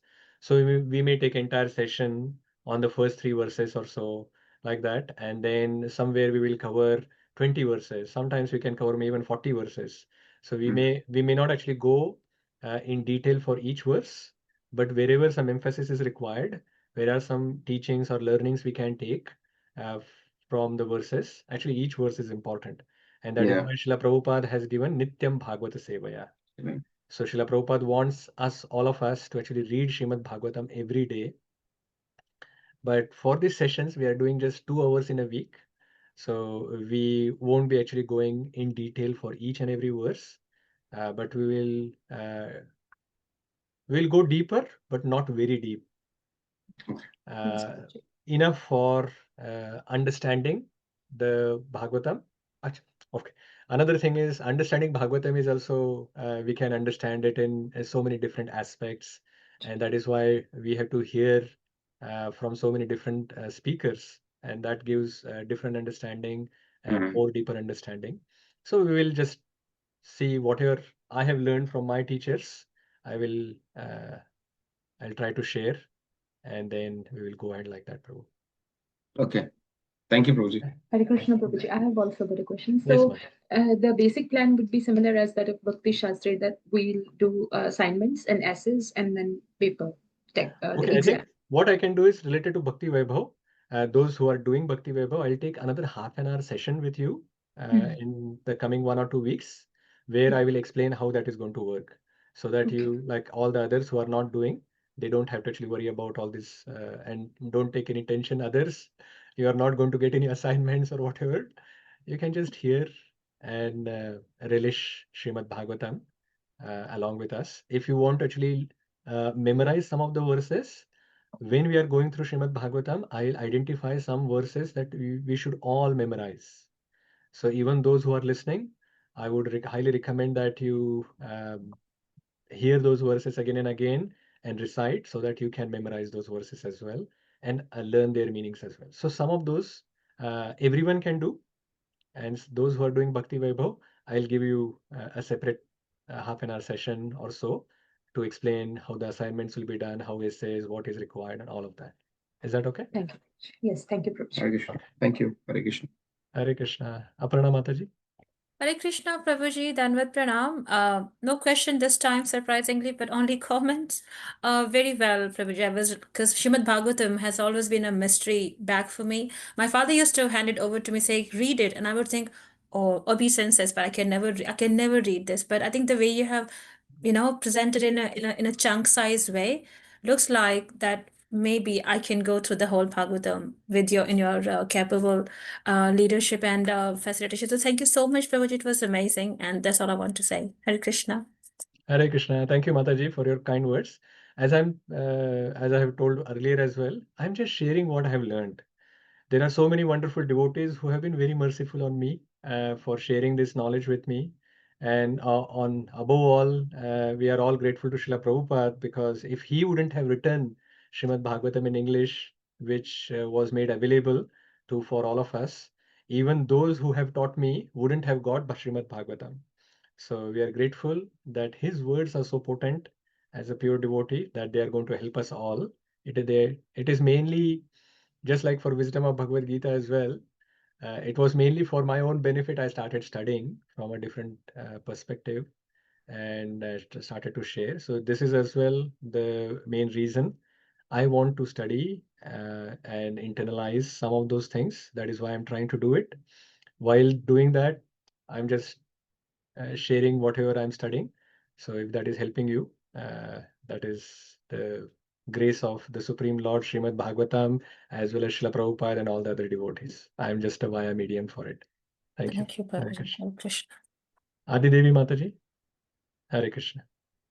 Hare Krishna, Prabhuji.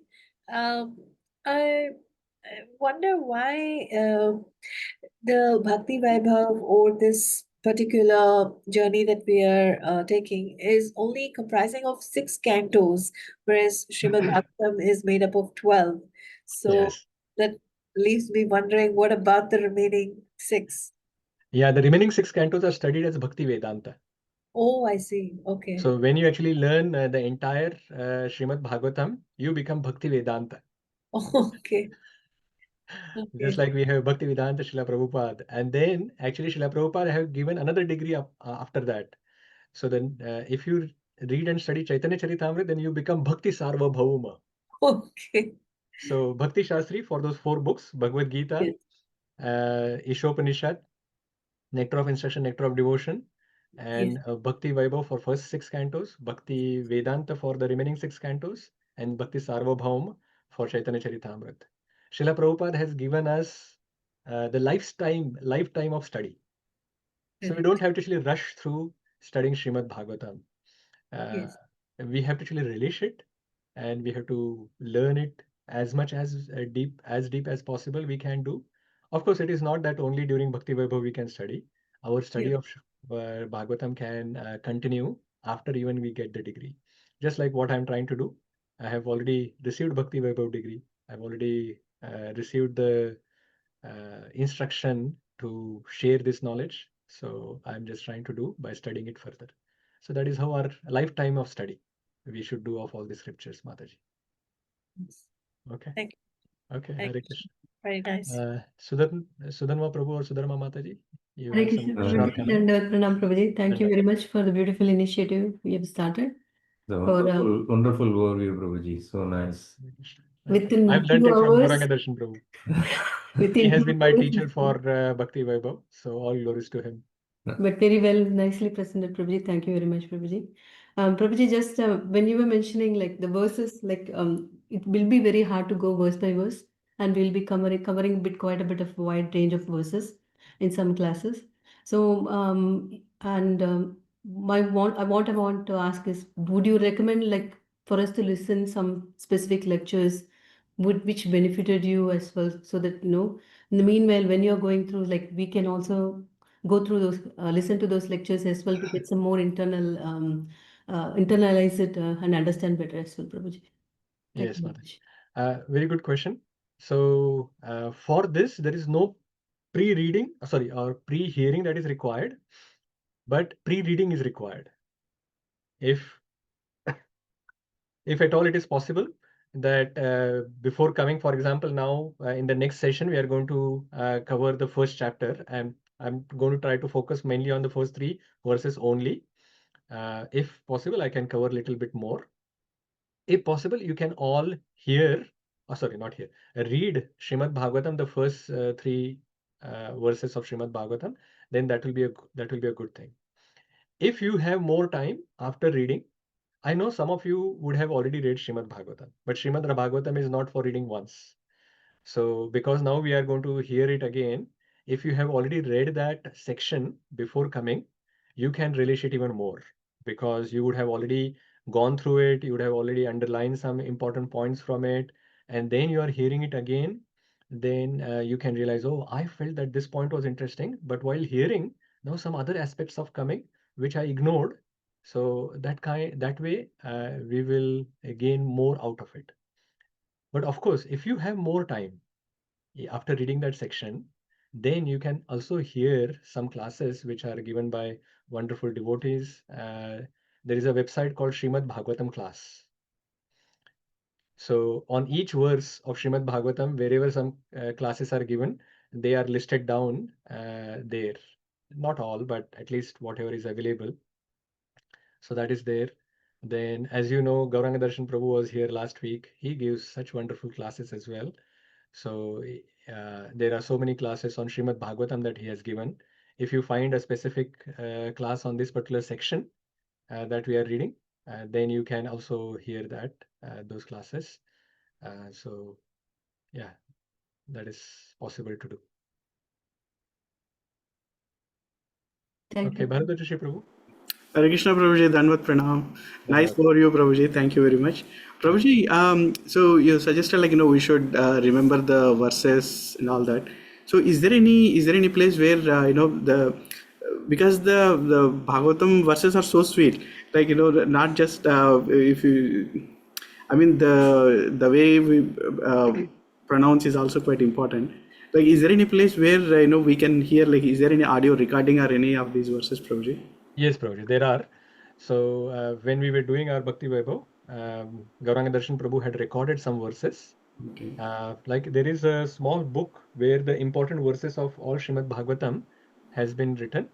It is called Bhagavata Ratnamala. Okay. And all those verses he has recited in different tunes.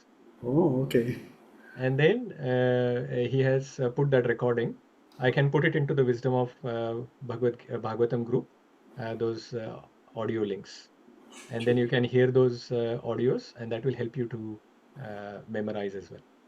Sure. Thank you, Prabhuji. Yeah. And you can choose your tune because Prabhuji has given, I think, 3 or 4 tunes. I like this particular tune that I recited now. Sure. So, Okay, Prabhuji. okay. Shivani Mataji. No, Prabhuji wanted to say thank you so much. This overview was really helpful. We read it in parts, but connection was really good. So wanted to say thank you. Okay. It is. I'm happy that it is benefited. I think this is the purpose of the overview, because when we go verse by verse, we sometimes lose the big picture and big thread. So overviews are generally giving that breadth of the ocean instead of depth. Depth we will try to do in the coming sessions. Thank you. Any other questions, comments, or anything that touched your heart from the today's session? What you learned? Any summary point that anyone wants to mention before we close today?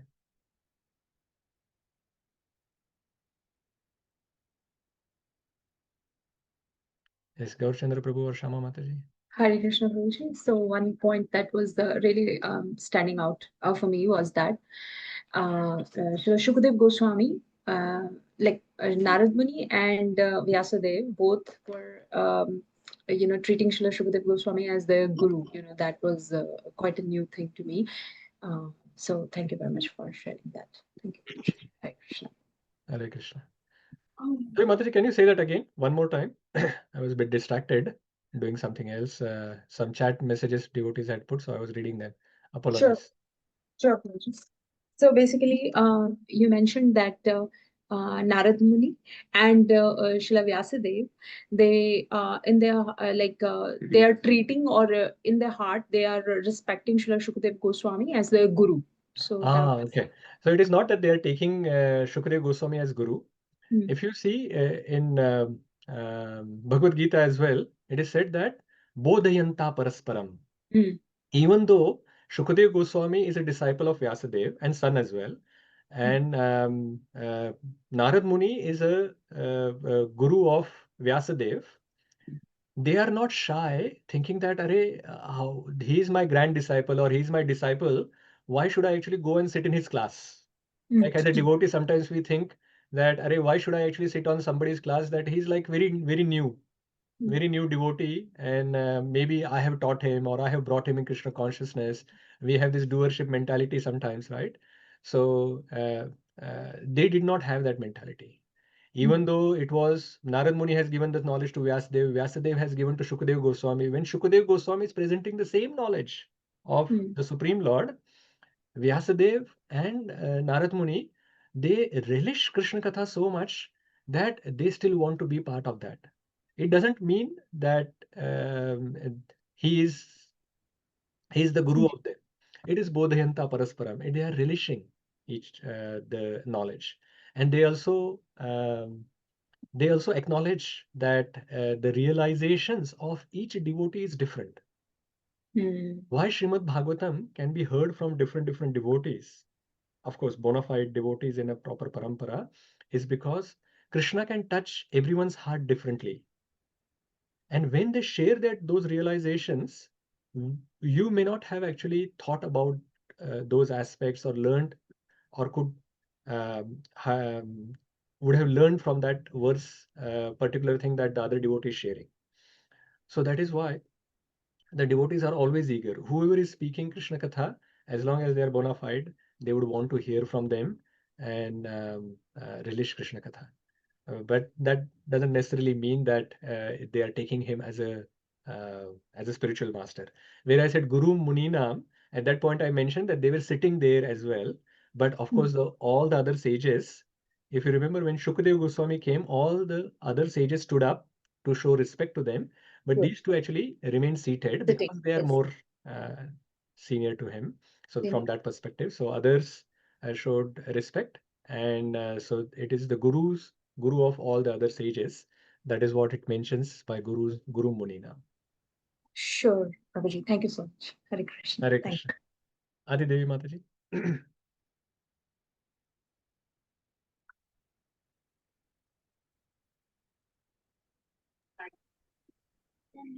Hare Krishna. Sorry. Hare Krishna. So I think the 2 points that touched me were Queen Kunti's prayers about Vipada. Santuta Shashwat Tatra Tatra Jagat. And the second one was Parikshit Maharaj's 3 points. Maybe it would really help if you could reiterate that for us, please, Prabhuji.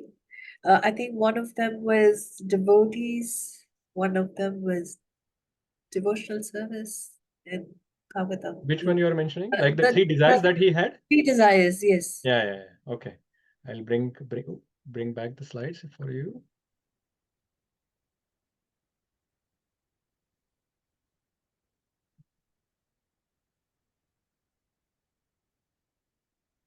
Is that here? Here. Okay.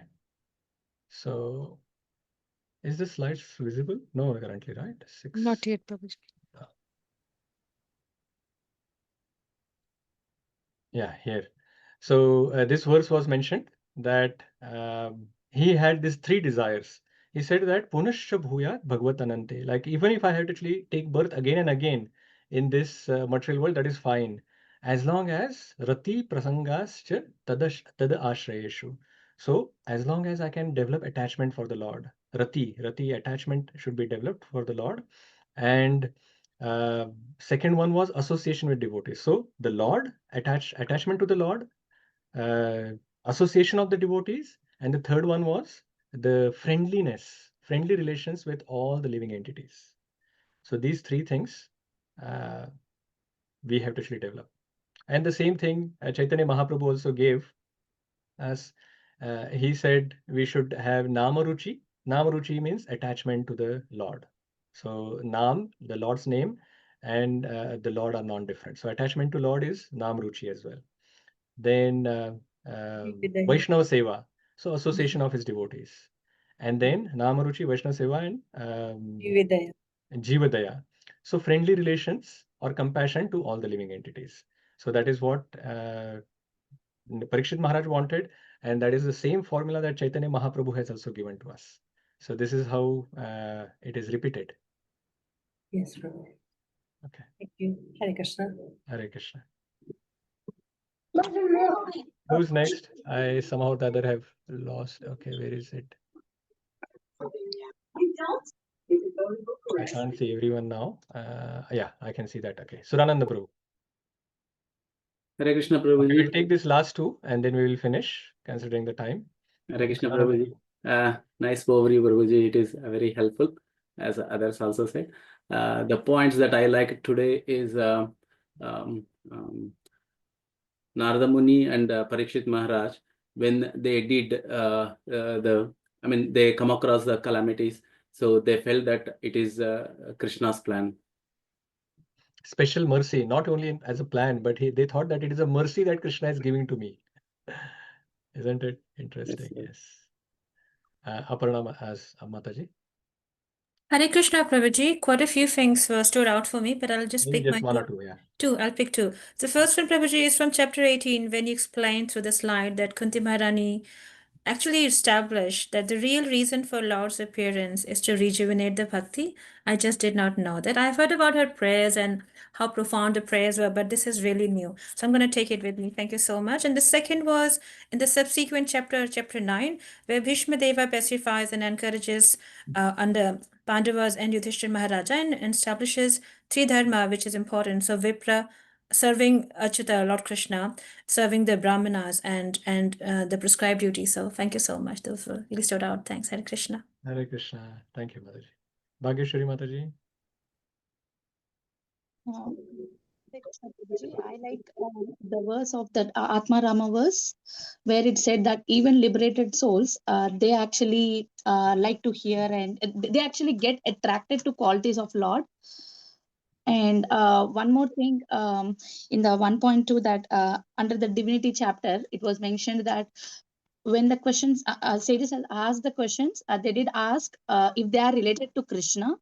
So nothing that is not that is unrelated to Krishna is all useless. Yes. It actually felt that kind of a repetition what last week Gaurang Darshan Prabhuji was also mentioned. Yes, very good points, Mataji. Yes. So if it is not related to Krishna, then they did not want to hear anything. Yeah. So let us continue on this journey and we will continue to hear about Srimad Bhagavatam and study it further. So please keep reading Srimad Bhagavatam. Start with at least the first 3 verses for the next session, before the next session. Okay, if you can read more, even better. Okay, we'll finish here. Jai Srila Prabhupada ki jai, Bhola Sabha ki jai. Hare Krishna.